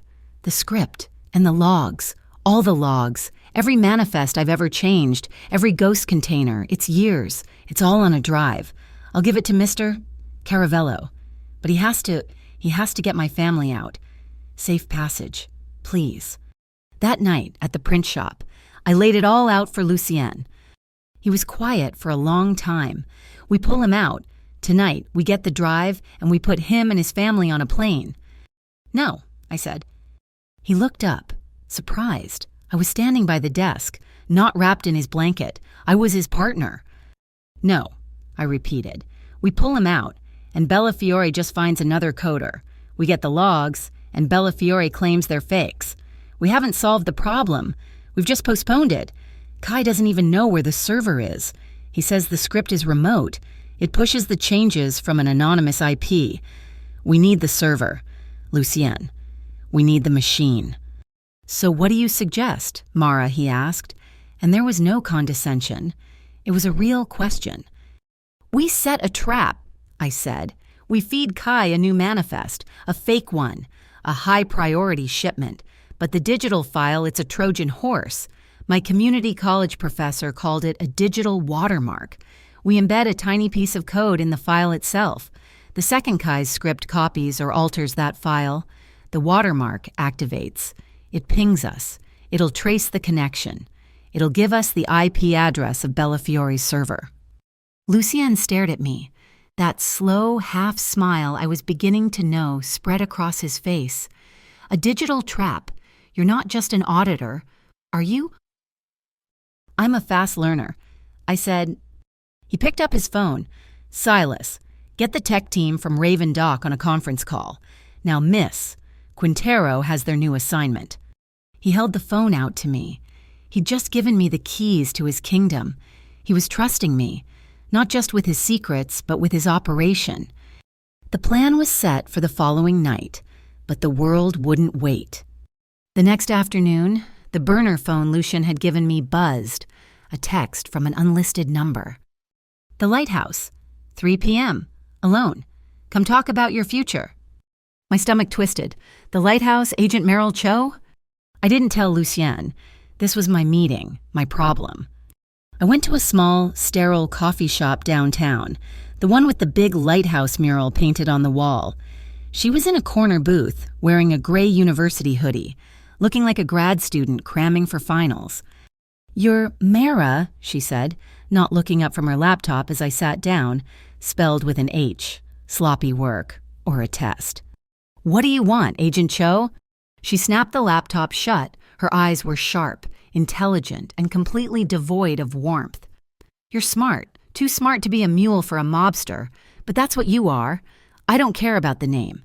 Caravello, Bellafiore, it's the same organization. Two snakes from the same pit, just fighting over the same rat. I'm not a mule, I said. You're a felony waiting to happen, she shot back. I saw you at 14B. I know about Calder. You're in deep. Right now, I can paint you as a victim, an informant. You keep going. And you're an accessory, a co-conspirator. She leaned in. I'm offering you a one-time deal, a life raft. Give me what you have, the logs, the data, everything you're building against Bellafiore. And give me Caravello. You tie them together, you hand me the whole rotten organization on a platter, and I make you disappear. You and Eli. Witness protection, new names, new city, a clean start. $9,000 will look like pocket change. The offer hung in the air, the easy out, the clean break. A life where I didn't have to smell ink on paper or check for burrs on bolt seals. But I thought of Lucien's hand on my cheek. I thought of him trusting me with his grandfather's safe house. I thought of him saying, I don't touch the forbidden. And I thought of Kai Kwan shaking in the diner. I'm not interested in disappearing, I said. My voice was steady. I like my life. I like my name. Cho's eyes narrowed. I'll help you, I said. I'll help you get Bellafiore. He's the one poisoning the water. He's the one who had Calder in his pocket. He's the one killing people. I'll get you the data. I'll get you the server. But not Caravello, she said. But not Caravello, I agreed. And I want terms, 2 of them. You're in no position to... 2 terms, I insisted. Or I walk out of here and you get nothing. First, my brother and I are ghosts. Our names are never spoken, never written in a file, never see a courtroom. We were never here. Second, the workers, the clerks, the drivers, the guys like Kai who are caught in the middle with no way out. They get immunity, all of them. You go for the head, you leave the rank and file alone. She stared at me, a long, calculating look. She was weighing her options, a clean sweep, or a guaranteed conviction on a major player. You get me Bellafiore, the data, and the server, she said finally, and we have a deal. But the second I think you're protecting Caravello, the deal is off, and I will bury you under the jail. I'm protecting my brother, I said, and the workers, that's all. I told Lucien I had met with her. He was waiting for me at the print shop, and he wasn't surprised. I had Silas in the coffee shop 2 tables over. He said, You what? I felt a hot flash of anger. You don't trust me. I trust you, he said, his voice quiet. He walked over to the giant, cold printing press, his hand resting on the iron. I don't trust her. I know her. She will use you. She will use your data. And at the last second, she will try to sweep us all into the same net. She thinks I'm my father. She thinks this is all just a mob war. It's not, I challenged. No, he said, turning to me. It's a sanitation, and I don't care if she's the one who drives the garbage truck, but you're the one at the wheel. Mara, not her. When the time comes, you choose the right minute to press the button. The port was a city of shadows. Our plan was in motion. To give Kai cover, Silas, wearing a stained foreman's vest and smelling strongly of whiskey he'd poured on himself, started a loud, screaming match with a crane operator over a missing container. It was brilliant theater. 2 of Bellafiore's dockwalkers, the same thugs from 14B, moved in to watch the show. All eyes were off the terminals. In that window, Kai hit enter. He ran the script on our Trojan Horse manifest. I was in the back of a Raven Dock surveillance van, a windowless plumber's van parked a 1/4 mile away. A high-end laptop balanced on my knees. The screen, which had been a blank map, suddenly flashed, IP trace active routing. A red line shot across the map of New Jersey. It didn't go to X-Row. It didn't go to the port. It stopped. A single blinking red dot, Harrison, an industrial block. I ran the address, a derelict building, the old Passaic safe driver school. Lucien, I said into the burner, we have him. We have the server. I was about to close the laptop when the screen went black. My heart stopped. Then white text appeared, cursive, like a signature. I see you, Mara. The misspelled name. He wasn't just at the server. He was on the server. Right now. He knew I was in the system. He knew. I slammed the laptop shut, my hands shaking. I couldn't breathe. The van door slid open, and Silas climbed in. Lucien is moving his own team to Harrison. Did it work? Yeah, I said, my voice thin. It worked. I didn't tell him. I couldn't. This wasn't business. This was personal. This was a threat aimed right at me. And I was suddenly, terribly, alone. We started to pull away, but a figure darted from the shadows. Banging on the passenger side window, I jumped. It was Kai. He looked like he'd seen a ghost. I rolled down the window.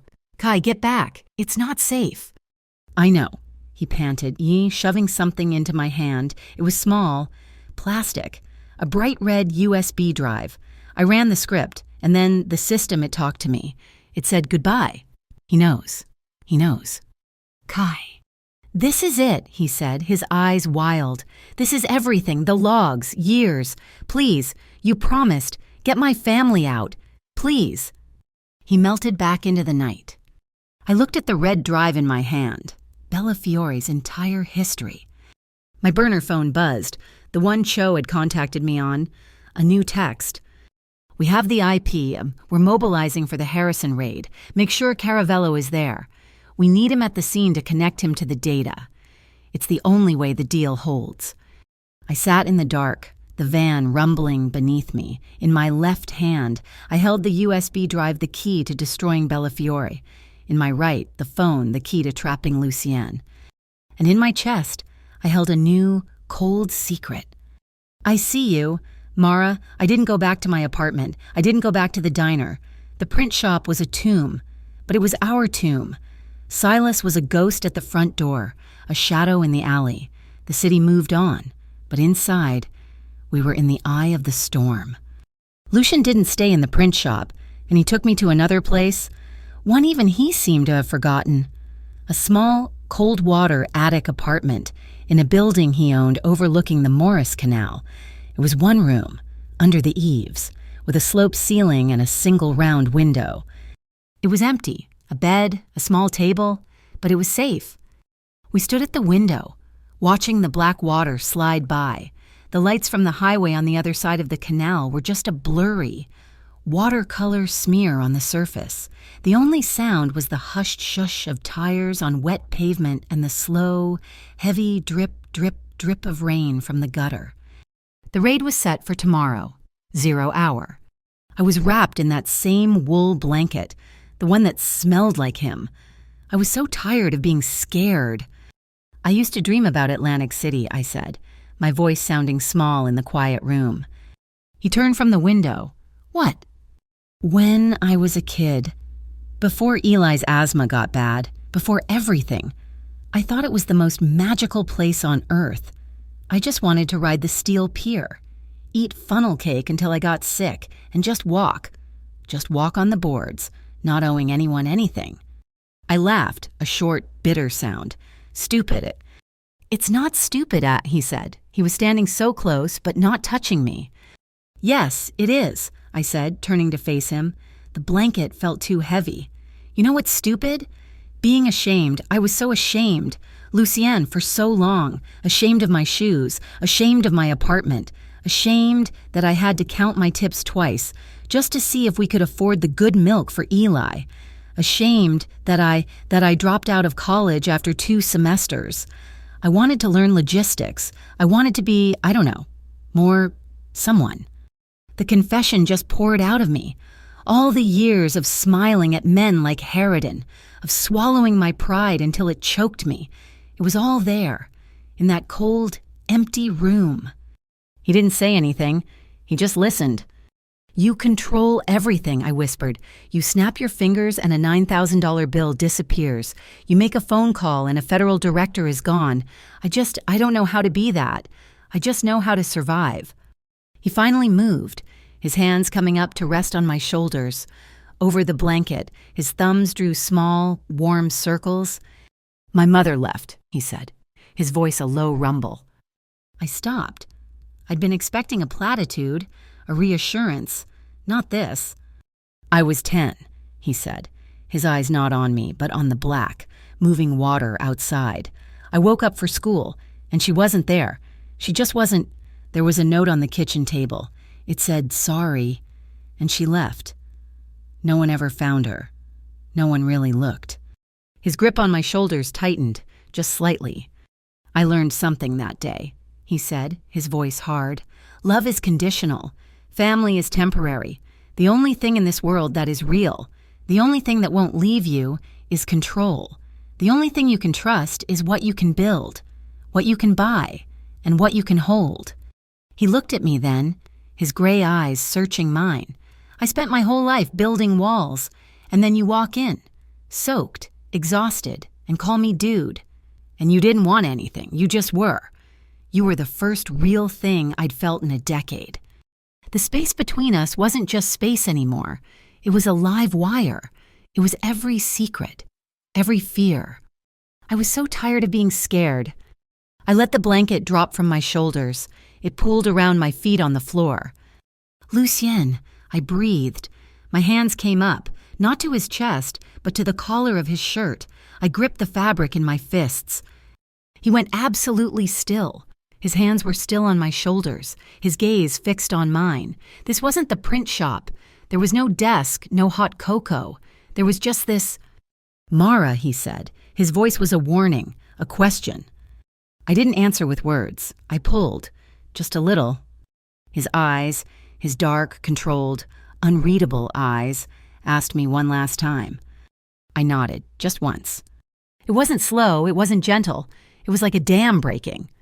His mouth was on mine, and it wasn't the curious, testing kiss from the print shop. This was a claiming. It was a drowning. It was all the control he'd spent a lifetime building just shattering.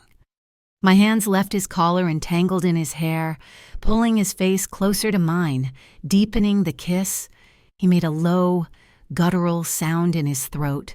His arms wrapped around me, one hand splayed wide across my back, the other sliding down to my waist, lifting me, pulling me against him until there was no air, no space, no thought left between us.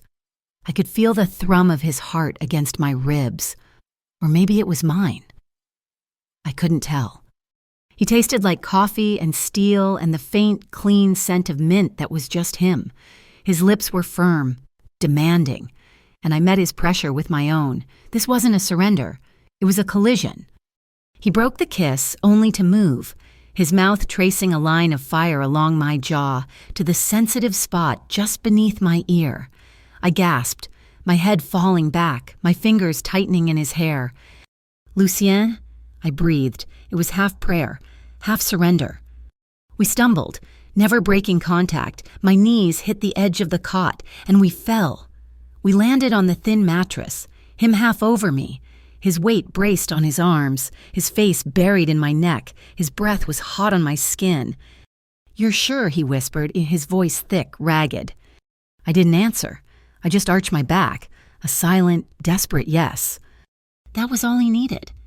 His mouth found mine again, and the world just dissolved. There was only the heat of his hands, the heat of his skin, the heat spreading from my chest down to my fingers and toes. I felt my fingers uncurl from his hair, and my hands laced with his.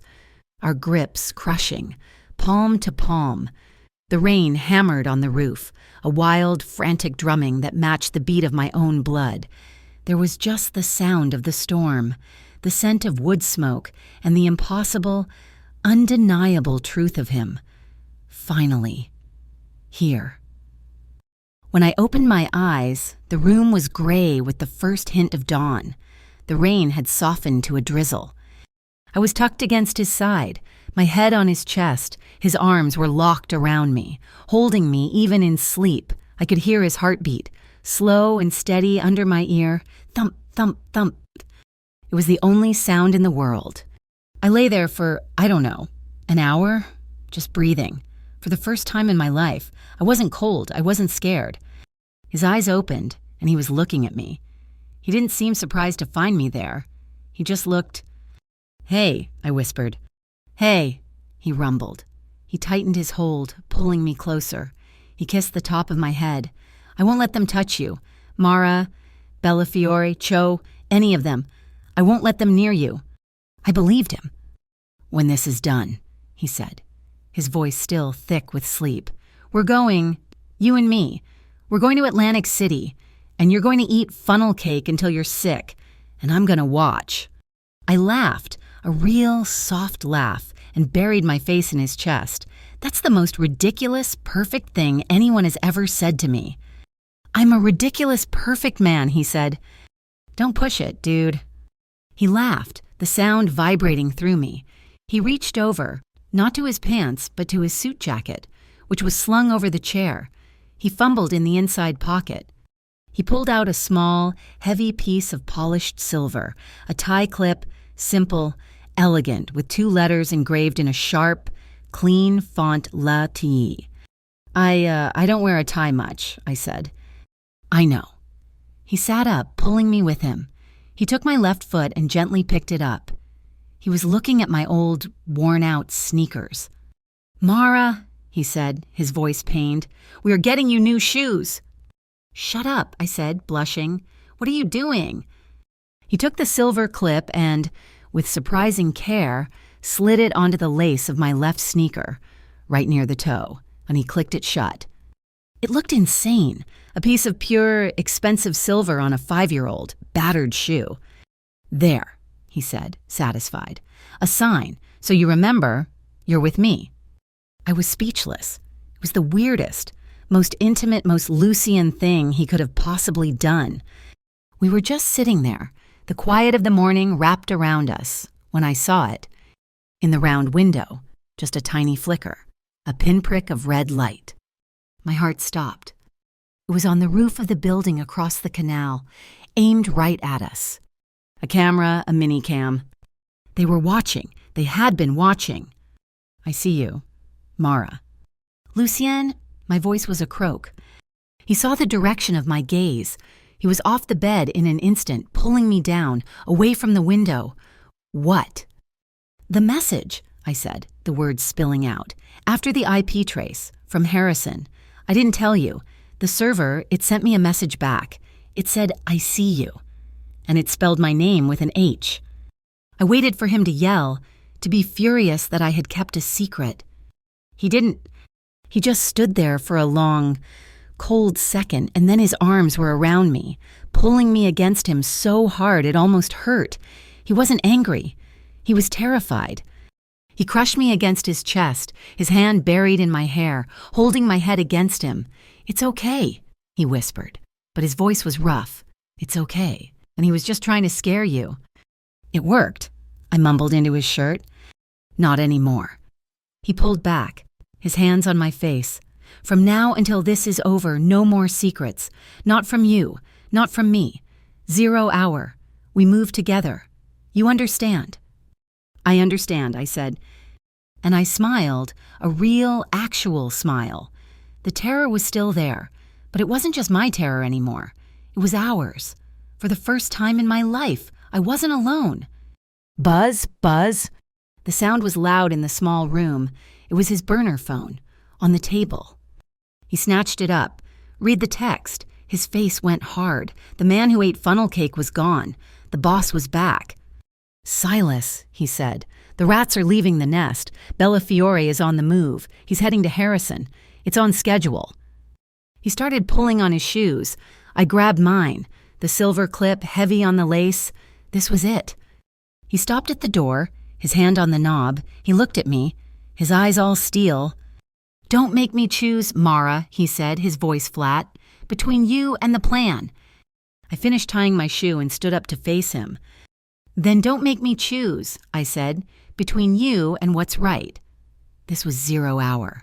The night was cold and sharp, and the inside of the surveillance van smelled like ozone and stale coffee. I was alone, but I was the center of the entire board. My setup was impressive, something Lucien's tech team had put together in 6 hours. I had 3 screens. One showed a satellite map of Harrison, with 2 sets of blinking dots. The red dots were Agent Merrill Cho's FFIU team, a tight, professional net closing in on the old driving school. The green dots were Lucien's, but they weren't at Harrison. They were 2 blocks away, holding... "Lucien, what's your play?" I whispered into the small mic attached to my collar. My voice went to a secure, private channel. His voice came back in my earpiece, calm and smooth. "Cho wants a show. We're going to give her one." On my second screen, a grainy night vision feed from a street cam. I saw him, a figure in a dark hoodie and a courier bag, moving fast. He ran from the alley where Lucien's green dots were clustered and made a beeline for the side door of the driving school. "Who is that?" I asked. "Bait," Lucien said. "A deep-cover courier. He's paid, he's clean, and he has a lawyer on retainer. He's going in. He'll be surprised by the raid, and Cho will get her man a man who just happens to look a lot like a Caravello operative in the dark." It was a setup. He was feeding Cho a fake. My main screen was a stream of code. The trace was active. Bellafiore's server was live, and it was terrified. It was trying to scrub itself. But the watermark I'd planted was keeping the connection alive, feeding me data. "FFIU is breaching," I said, watching the red dots swarm the building. west and south entrances. Good, Lucien's voice said. Let her have her theater. Now, Silas, are you in position? At the door, Silas's voice rumbled on a different channel. X-row, I whispered, my heart hammering. X-row, Lucien confirmed. Bellafiore pulled all his muscle to Harrison to protect the server. He left the vault empty. We're not stealing data. Mara, you already have that. We're stealing his money. The reverse heist. While Cho was chasing a ghost at Harrison, Silas was at X-row, walking in the front door with a neutral team of loaders, guys who weren't on anyone's payroll to physically remove Bellafiore's cold storage hard drives, the backups, the financial ledgers, the real keys to maritime Aegis capital. It was brilliant. It was terrifying. My screen of code flickered. Lucien, he's scrubbing. The server's fighting me. A high-pitched whine filled my ears. The lights on my rig didn't just flicker. They popped. The screens went black. The feed from Lucien died. The whole van went dark, plunged into a sudden, shocking silence. An EMP, a mini-pulse. Bellafiore hadn't just relied on his thugs. He had a counter-move. He'd fried the entire block. My high-tech nerve center was a smoking pile of plastic. I was blind. I didn't panic. My hands were shaking, but I moved. I ripped the useless headset off and kicked the dead rig away. From under the passenger seat, I pulled a hard-shell case. My backup, battery-powered, old school. I snapped it open, a handheld tracker and a small, hardened laptop. I jammed Kai's red USB drive into the port. This wasn't about the server anymore. The server was gone. This was about the logs, all his history, all his crimes, right here in my hand. The screen lit up. The data was there. Safe. My burner phone, Cho's phone, lit up. A text. Raid a bust. Targets fled. Server wiped. Just a decoy. Your deal is looking thin. She'd missed. Lucien's plan had worked. She'd gotten the courier, a few scared techs, and an empty smoking room. She'd missed Lucien, and she'd missed Bellafiore. She was empty-handed. I let out a breath. We'd done it, My personal phone rang, the one I'd turned off in the attic, the one I'd just turned back on. A blocked number? My blood turned to ice. I answered it. Hello? Mara. The voice was cold, calm, and had a faint accent I couldn't place. With an H. We're so glad you're paying attention. Who is this? Listen, the voice said. I heard a sound, a small, wheezing cough.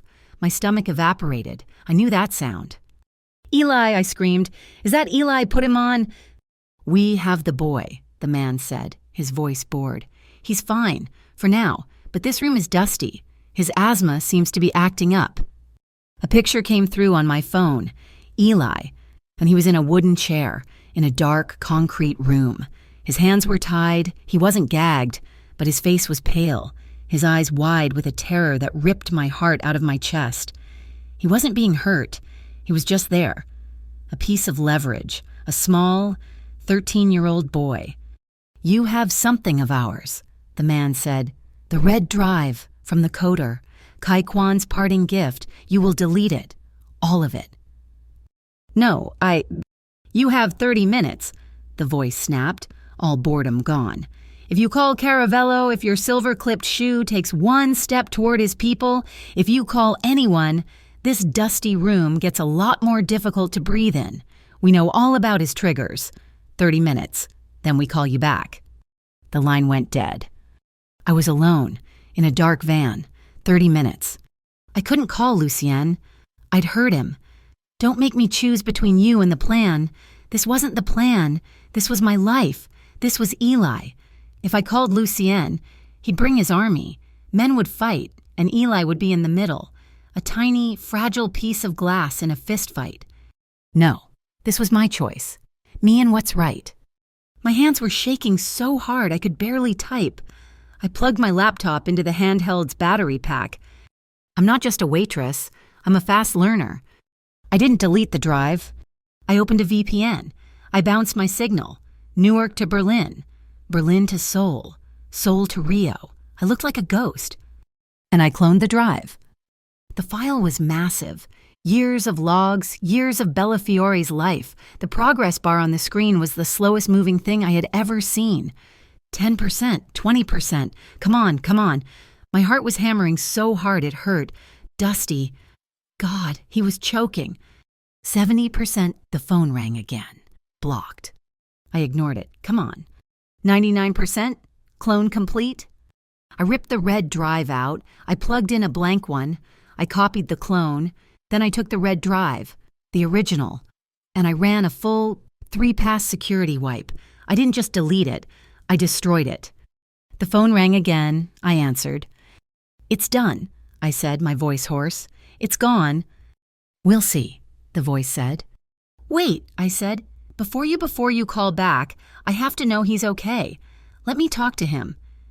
Silence, then a fumbling sound. Mara Eli's voice. It was thin, terrified. Mara, I'm scared. It's cold. I know, buddy, I know, I said, tears streaming down my face. It's okay. You're going to be okay. I'm coming to get you. I promise. Just breathe slow. Okay, like we practiced. In for 4, out for 6. Can you do that? I think so. Mara, hurry. The phone was snatched away.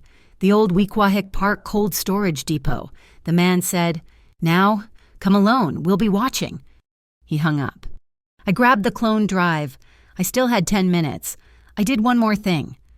I ran a hash algorithm on the data, a unique 25-digit digital fingerprint. I copied the hash string. Then I opened a blank email, a new anonymous account. I addressed it to a reporter at the East Bay Sentinel, the one who had been covering the port. Subject Bellafiore's books. Body, this is the fingerprint. The data is real. Find it. I set it to send in 1 hour. Insurance. I grabbed my jacket and a black beanie, pulling it down low over my ears. Inside the cuff, I jammed the tiny device Lucien had given me, the heart rate monitor. He'd said to press it if I was in trouble. I stepped out of the van. The cold night air hit me. I was alone. I started walking. My sneakers silent on the pavement, the silver LC. Clip on my left shoe caught the weak yellow light from a distant street lamp. And I stopped. A sign. So you remember, you're with me. It wasn't a sign. It wasn't jewelry. It was a tracker, a tiny micro GPS hidden in plain sight. He knew. He knew I'd never choose the plan over Eli. He knew I'd break the no secrets rule to protect my brother. He wasn't making me choose. He was letting me think I was alone. He was letting me walk into the fire, but he was holding a string. He was watching. The cold storage depot was a rotting concrete box near the highway. It smelled of rust and decay. I pushed the heavy door open. One light hung from the ceiling, the same as the print shop. He was there. Santo Bellafiore. He wasn't the monster I'd imagined. He was older, in his 60s, with a kind face, white hair, and a gentle smile. He looked like someone's grandfather. He was wearing a beautiful cashmere coat. Mara, he said, his voice soft, like a disappointed father. You've been a profound complication. Eli, I said, my voice raw. He's here. Bellafiore gestured to the corner. Eli, and he was tied to a chair, but the ropes were loose. His puffer was on the floor, just out of his reach. He was terrified, but he'd stopped crying. Mara? Let him go, I said. In a moment, Bellafiore said, holding out a soft, manicured hand. The drive. I wiped it, I said. His smile didn't waver. I know, my tech team watched you do it. A very thorough wipe. He motioned. A thug stepped forward, holding a laptop. But you're too smart to destroy it. You cloned it. The clone. Please. We'll wipe it here. He'd been playing me. He'd wanted me to clone it, so he could get the copy. No, I said. Bellafiore's smile faded. The data isn't on a drive. I bluffed, my mind racing, building the lie. It's in the cloud. I wiped the drive because you told me to. The data is encrypted, and I have the key. Bellafiore stared at me. The kindness was gone. His eyes were cold, dead. The key. Then. It's a 2-part key, I said, my heart hammering against my ribs. A dead man's switch. I'll give you the first half. The second half, it's tied to my phone's GPS. It only becomes available, it only unlocks when my phone pings a cell tower at least 5 miles away from here. You want the data, you have to let us go. You drive us. I give you the first key, and when we're safe, the second key unlocks itself." He studied me. I could see him calculating. "Get in the car," he said. We were outside, a convoy of 3 black vans, Bellafiore, the thug, Eli, and me in the middle van. We pulled out of the depot onto the dark, empty street. And the world exploded. Whump, whump, whump! Blue and red lights, sirens. 2 FFIU vans swerved in front of us, blocking the road. Merrill Cho, in a tack vest, was out, gun drawn. FFIU hands in the air. Bellafiore's driver slammed on the brakes, throwing us forward. "A setup," Bellafiore hissed, looking at me. "It wasn't me," I yelled. A black sedan screeched to a halt behind Cho's vans, blocking her path. The door opened. Director Calder, the man Lucien had gotten suspended. He wasn't suspended, he was here. And he wasn't looking at us. He was looking at Cho. "Agent Cho," Calder said, his voice amplified. "You're interfering with a secured MPAI transport. Stand down now." It was a trap. Not for us. For Cho. Bellafiore owned Calder, and Calder was here to give his boss an escape route. Chaos, horns, shouting. Cho was screaming at Calder. Calder was screaming back. My beanie, my earpiece. It buzzed. Lucien's voice. Not a call. Just in my ear. Low, calm, cutting through the panic like a diamond. "Trust me. Tell your driver. Turn left at the 3rd light. Now." I looked at Eli. I looked at Bellafiore. The night had just split wide open. My earpiece buzzed. Lucien's voice. Calm. A lifeline in a sea of chaos. "Trust me. Tell your driver. Turn left at the 3rd light. Now." I looked at Bellafiore. His face was a mask of confusion, his eyes darting between Cho's FFIU vans and Calder's MPAI blockade. He was trapped. I grabbed the driver's shoulder. "The 3rd light, turn left. Go now." The driver, a thug with a shaved head, looked at me, then at Bellafiore. "Boss." "She's lying," Bellafiore snarled. "They're both cops," I screamed. "They're playing you. That's the only way out. Left, left." The driver saw the logic. Cops in front, cops behind. He wasn't paid to get arrested. He stomped the gas, yanking the wheel hard left. The heavy van jumped the curb, its tires shrieking. It smashed through a chain-link fence with a sound like a gunshot. We were off-road, bouncing hard over gravel and broken pavement. The other 2 vans in Bellafiore's convoy followed us, a desperate, lurching procession. We were in an abandoned rail yard. Rusted tracks disappeared into the weeds. Old, graffiti-covered boxcars sat like sleeping, wounded animals. The driver slammed on the brakes. The way out, it was gone. With a deep metallic groan that shook the ground, a massive 40-foot shipping container slid out from the darkness, moved by a forklift I couldn't see. It blocked the hole in the fence. We were in a box. "What is this?" Bellafiore roared, shoving me. He grabbed Eli, pulling my brother from the seat. "What did you do?"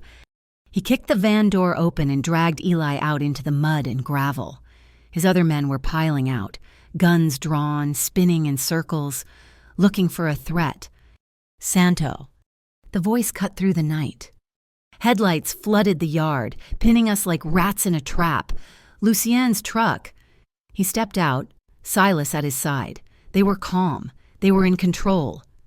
"You," Bellafiore hissed. He pressed the barrel of his gun to Eli's temple. Eli whimpered, a small, terrified sound that ripped me in two. "You did this. You brought the feds." "I brought a solution," Lucien said, his voice echoing off the metal cars. "This is between you and me.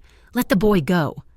"He's my insurance," Bellafiore screamed, his kind father mask completely gone. He was a cornered snake, all venom. "No." Lucien held up a hand. "He's a child. This isn't your way, Santo. It was never your way." Then Lucien did the last thing I expected. He took off his heavy wool coat, the one he'd worn in the attic, and let it fall to the muddy ground. He stood in just his dark shirt, his hands held wide at his sides, palms open. "A trade," Lucien said. His eyes met mine, just for a second, and they were deadly serious. "Me, for him, your real prize." "No!" I screamed. I tried to run forward, but Silas's arm shot out, catching my chest. "Lucien, don't, he'll kill you." "He's already walking. This is the only way, Mara," Lucien said, his eyes never leaving Bellafiore. "This is the cost." Bellafiore's face twisted into a mask of pure, gloating triumph. "The prince, Lucien Caravello. After all these years, you, kneeling, for a little rat from the Ironbound, but he was savoring it, eating it with a spoon. Yes, I'll take that trade." He shoved Eli forward, and my brother stumbled and fell to his knees. As Lucien walked forward, defenseless, into the center of the yard, a new, tiny sound came from my earpiece, a ping. My mic, the one I was still wearing, hidden in my beanie. It was live. Calder, his warning shot. The mic had registered the gunshot as an audio trigger. The email, the hash, the digital fingerprint of Bellafiore's entire life. It was gone, sent to the East Bay Sentinel. My insurance policy had just cashed itself in. My gaze snapped to Eli, and he was on the ground, shaking, paralyzed with fear. I didn't watch Lucien. I didn't watch Bellafiore. I ran to my brother. I dropped to my knees in the mud in front of him. "Eli, look at me. Look at me." His eyes were wide, unfocused. He couldn't catch his breath. That high-pitched wheezing sound was starting. No, I said, my voice low and fierce. I grabbed his face, forcing him to look at me. "You are okay. I am here. We are going to breathe, together, you and me, box breathing, like we practiced, ready." I was terrified. I was watching a monster prepare to execute the man and the man I was with. But Eli came first. "Breathe in," I commanded. 1, 2, 3, 4. Hold it, Eli. Good boy. Now out. 1, 2, 3, 4, 5, 6. Good again. In. I kept my eyes locked on his. I blocked out the guns. I blocked out the men. There was only me and my brother and the rain and the sound of our breathing. I would not let this break him. Well, Bellafiore was saying, his voice oozing satisfaction as Lucien stopped, 10 feet away. "This is a beautiful moment." "Drop it, Santo." The voice was new. One of Bellafiore's own men, the quiet Asian man I'd seen in the van, Jiro Tanabe. He hadn't moved. He just raised his gun, and he was pointing it directly at Bellafiore's head. Jiro Bellafiore looked stunned. "What is this?" "Agent Cho sends her regards," Jiro said. "She doesn't like being played." The flip. Merrill had a man on the inside, too. Bellafiore's face collapsed. He'd been played by me, by Lucien, by the feds. He didn't surrender. He didn't rant. He lunged. Not at Jiro. Not at me. He launched himself at Lucien. It wasn't a firefight. Well, it was a brawl. Lucien met his charge, and the two men went down, crashing into the mud. It was horrific. It wasn't clean. It was just two men, one old, one young, trying to destroy each other. Lucien was a businessman, but he fought with a cold, contained precision. Bellafiore was an old man, but he was fueled by a lifetime of hate. They rolled, fists swinging, grunting, the sound of their impacts sickening and wet. Jiro held his gun on Bellafiore's other men, who had their hands up. Silas was a mountain, guarding the entrance. It was a standoff. Sirens, getting closer, fast. But the sound wasn't coming from X-Row, it was coming from the intersection. Merrill Cho, she wasn't at X-Row, she was coming here. "Lucien," I screamed. "She's coming, she played me. She's coming for both of you."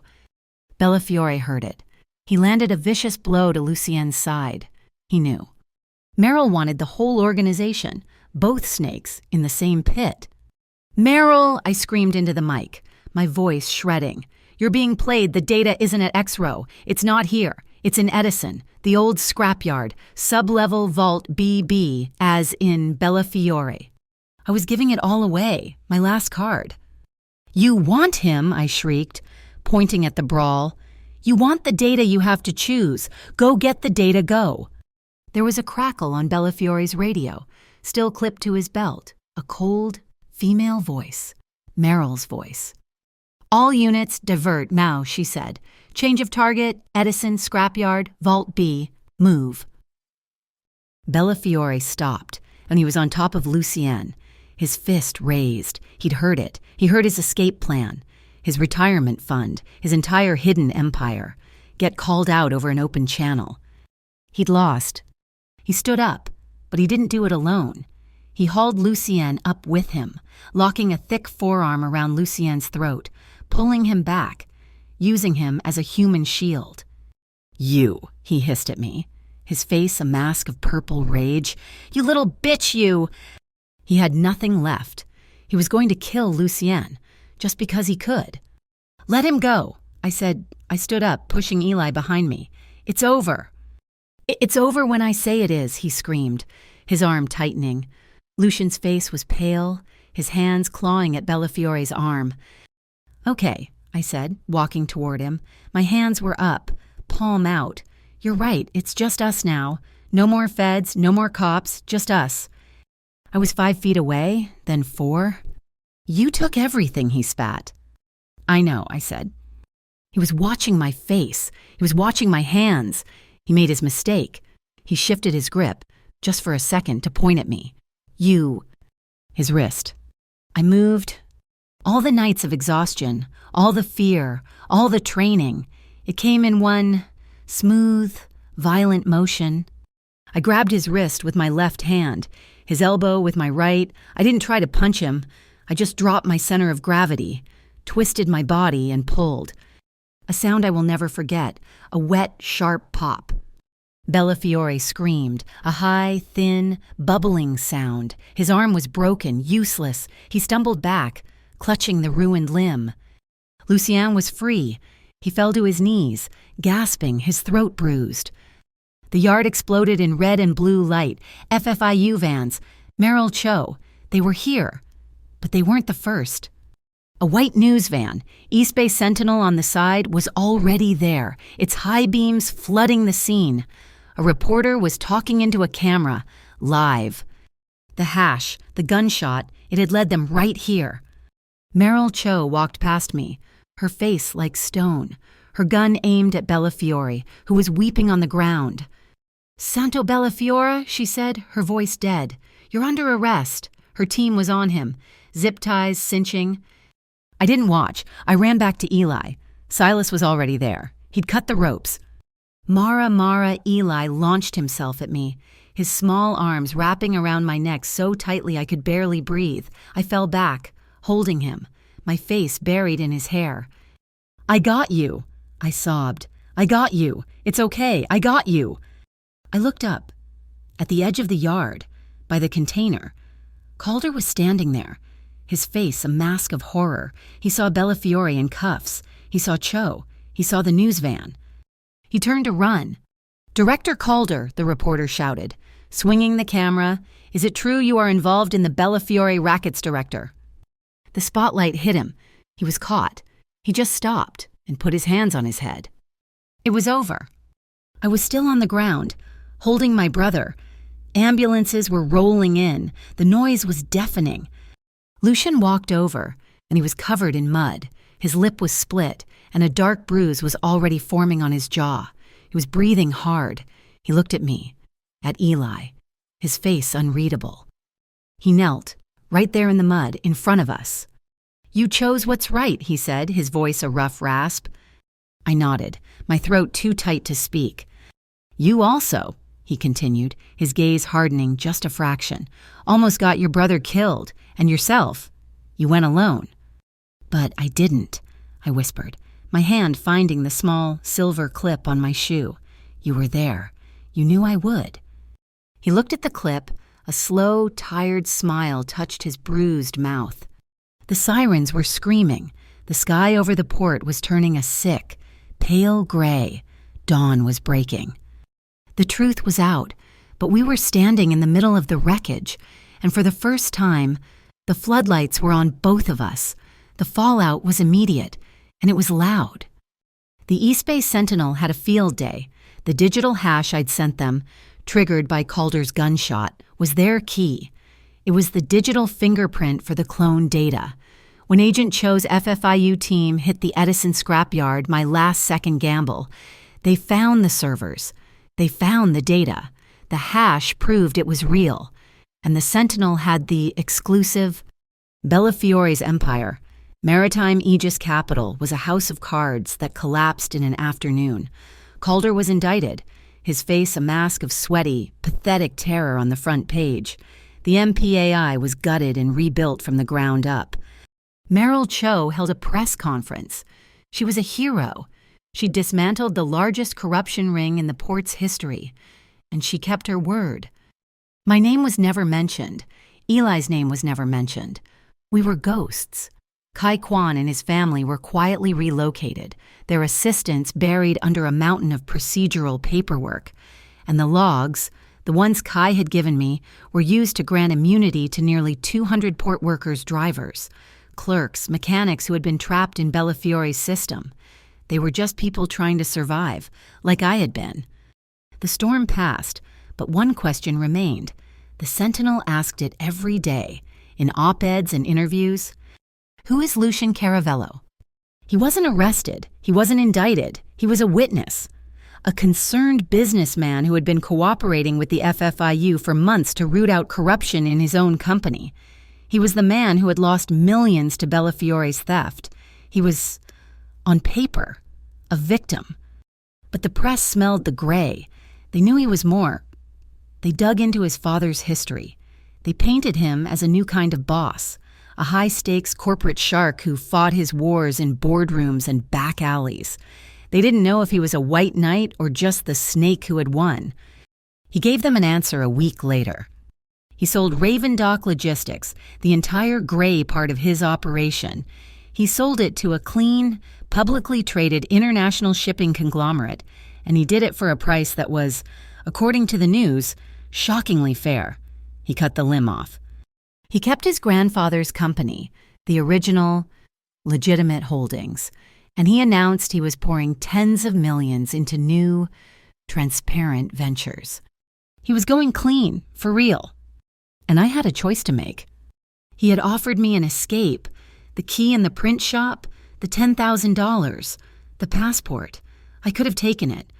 I could have taken Eli and just disappeared, become the Mara with an H and started over. I didn't. I stayed. I went back to my apartment, and on Monday morning, I didn't go to the diner. I went to the community college admissions office. I re-enrolled, logistics and supply chain compliance. I took out my own student loan. I was sitting at my kitchen table, surrounded by financial aid forms, when he knocked. No driver, no Silas, just him. He was wearing jeans and a simple gray sweater. The bruise on his jaw had faded to a pale yellow. The cut on his lip was gone. He looked normal. "You didn't take the money," he said. He was looking at the loan forms. "I don't need the money," I said. "I'm not your project. Lucien, I'm not a bird with a broken wing you get to fix." "I never thought you were," he said quietly. He tore up the loan application. I bristled. "What are you doing, I told you?" "This," he said, pulling a folded legal document from his back pocket, "is a contract from the new Caravello Holding Company. It's a scholarship grant, full tuition, plus books, plus a stipend, in exchange for 100 hours of internship per year and a non-exclusive first right of refusal on your employment when you graduate." It was clean. It was professional. It wasn't a gift. It was an investment. "My lawyer looked it over," he added. "She says it's ruthless." I looked at the signature line, and I laughed. "Okay, boss, you've got a deal." We went back to the Blue Comet. It felt weird. Sal, my old boss, saw us walk in and almost dropped a tray of plates. He sat us in the reserved booth, the one Lucien had claimed that first night. I ordered a club soda. Lucien ordered an espresso. It came in the thick white diner mug. He just looked at it. "This is where it started," I said. "It is," he said. He looked at me, and his gray eyes were completely clear. All the shadows were gone. "I'm sorry, Mara." I paused. "For what we won." "I'm sorry," he said, his voice low and intense, "that I put you in that cold storage depot. I'm sorry that I made you walk into that building, alone. I'm sorry that I forced you to have to make a choice between your brother and the world." "But you were there," I whispered. "The clip. You were listening." "I was," he said. "I knew you wouldn't call me. I knew you'd choose him, but I shouldn't have. I shouldn't have let it get that far. I was so focused on the plan I almost lost you." He hadn't apologized for the danger. He'd apologized for making me feel alone in it. He reached across the table. His hand didn't cover mine. He just held it out, palm up. I put my hand in his. His fingers closed around mine. "I need you, Mara," he said, "not as an auditor, not as a secret." "I'm going to school, Lucien." "I know," he said, "but when you're not in class, I'm restructuring, I'm building a new company, and it needs a conscience. It needs a director of compliance, someone with absolute authority, veto power, someone who can walk into my office, look at a deal, and say, 'No, this isn't clean,' and I will listen." I stared at him. You're offering me a job, as your boss." "I'm offering you a partnership," he corrected. I pulled my hand away, my mind spinning, the power of that, the trust. On one condition," and I said. He raised an eyebrow. "The scholarship, I want it expanded, a new fund for the port workers, the ones who want to go back to school, get a new certification. The guys who are stuck, I want you to give them a way out." A slow smile spread across his face. "Okay, what do we call it?" I thought about his story, the one that had unlocked everything. "The Alicia Grant," I said, "after your mother." His smile faded. He just looked at me, and I knew I'd said the right thing. He nodded once, his throat tight. "The Alicia Grant, it's done." He leaned across the booth, and I leaned in. Right there, in the middle of the Blue Comet Diner, with Sal pretending not to watch, Lucien kissed me. It wasn't the desperate, drowning kiss from the attic. It was a promise. It was deep and slow, and it tasted like espresso and salt water. His hand came up to my face, his thumb on my cheek. My hands rested on his shoulders. I felt settled, grounded. "Here," he whispered against my lips, his forehead resting on mine. "Right now, you and me." "You and me." I breathed. The diner windows were fogging up from our breath, blurring the world outside. Life found a new rhythm. Eli was okay. He was 13, and he'd seen something awful, but he was resilient. The first thing he did, he enrolled in a summer robotics camp. His asthma was under control. The bills were paid. He was just a kid, a normal kid. Silas stopped by the apartment one last time. He wasn't wearing a suit. He was wearing track pants. "I'm out." "No," he said. "Out." "The boss, Lucien, he's gone corporate." "I'm not a corporate guy." He flexed his massive hands. "I'm opening a gym, over in Harrison, teaching self-defense, safety training for port workers." I smiled. "The Alicia Grant." "Maybe," he grunted. "Your move. At the yard, the wrist lock. It was sloppy, but your form was good. You've got instinct." "Thanks, I think," I laughed. "Good luck, Teacher Silas." He almost smiled. "You too, boss." A month later, I was back at the diner, just for one last shift, for old time's sake. Sal had begged me. I was pouring coffee when a man at the counter, a new driver I didn't recognize, snapped his fingers. "Hey, sweet thing," he called out. "Another cup, and make it snappy." I froze. My blood ran cold. Before I could even speak, a shadow fell over the counter. Lucien, he'd been sitting in the back booth, reading the Sentinel. He just stood up. He walked over and stood behind me. He didn't say a word. He didn't have to. The new driver looked at Lucien. He saw the way Lucien was looking at him. He saw the quiet, absolute authority. He saw the ghost of the man who had torn the port apart and rebuilt it. The driver swallowed, hard. Or, the man stammered, his face pale. When you have a second, ma'am, please. Lucian just nodded, once, and went back to his paper. The entire diner had gone silent, and then, slowly, the murmur of conversation started again. The law was understood. We went to Atlantic City that weekend. It was normal. It was the most wonderfully normal, boring, beautiful weekend of my life. The sky was blue, the air was cold and sharp. We rode the giant Ferris wheel. I held his hand, my knuckles white, and he laughed at me. We walked on the boards, and I ate funnel cake until I thought I was going to die. He bought me a second one. We stood on the beach, our shoes off, the cold sand between our toes. We weren't talking about manifests, or Bella Fiore, or the FFIU. We were talking about what to have for dinner, about a movie I wanted to see, about Eli's robotics project. That night, we stood on the balcony of the hotel room, overlooking the ocean. The waves were just a white shimmer in the darkness. He had his arms around my waist from behind, his chin resting on my shoulder. "It's perfect," I whispered. "It's quiet." "I like quiet," he murmured, his lips against my hair. I smiled, leaning my head back against him. This is all pretty great. You did good, dude." I felt the laugh rumble through his chest before I heard it. It was a deep, happy, unrestrained sound. He turned me in his arms to face him. His gray eyes were sparkling in the moonlight, all the shadows gone for good. He leaned in, his smile so close I could feel it. "My dude," he whispered and kissed me. Thank you so much for listening to this story. I'd love to know where in the world you're tuning in from. Please drop a comment below. Share your thoughts and let's connect. If you enjoyed this, please subscribe to Mafia Boss Stories, like this video, and hit that hype button to help this story reach even more listeners.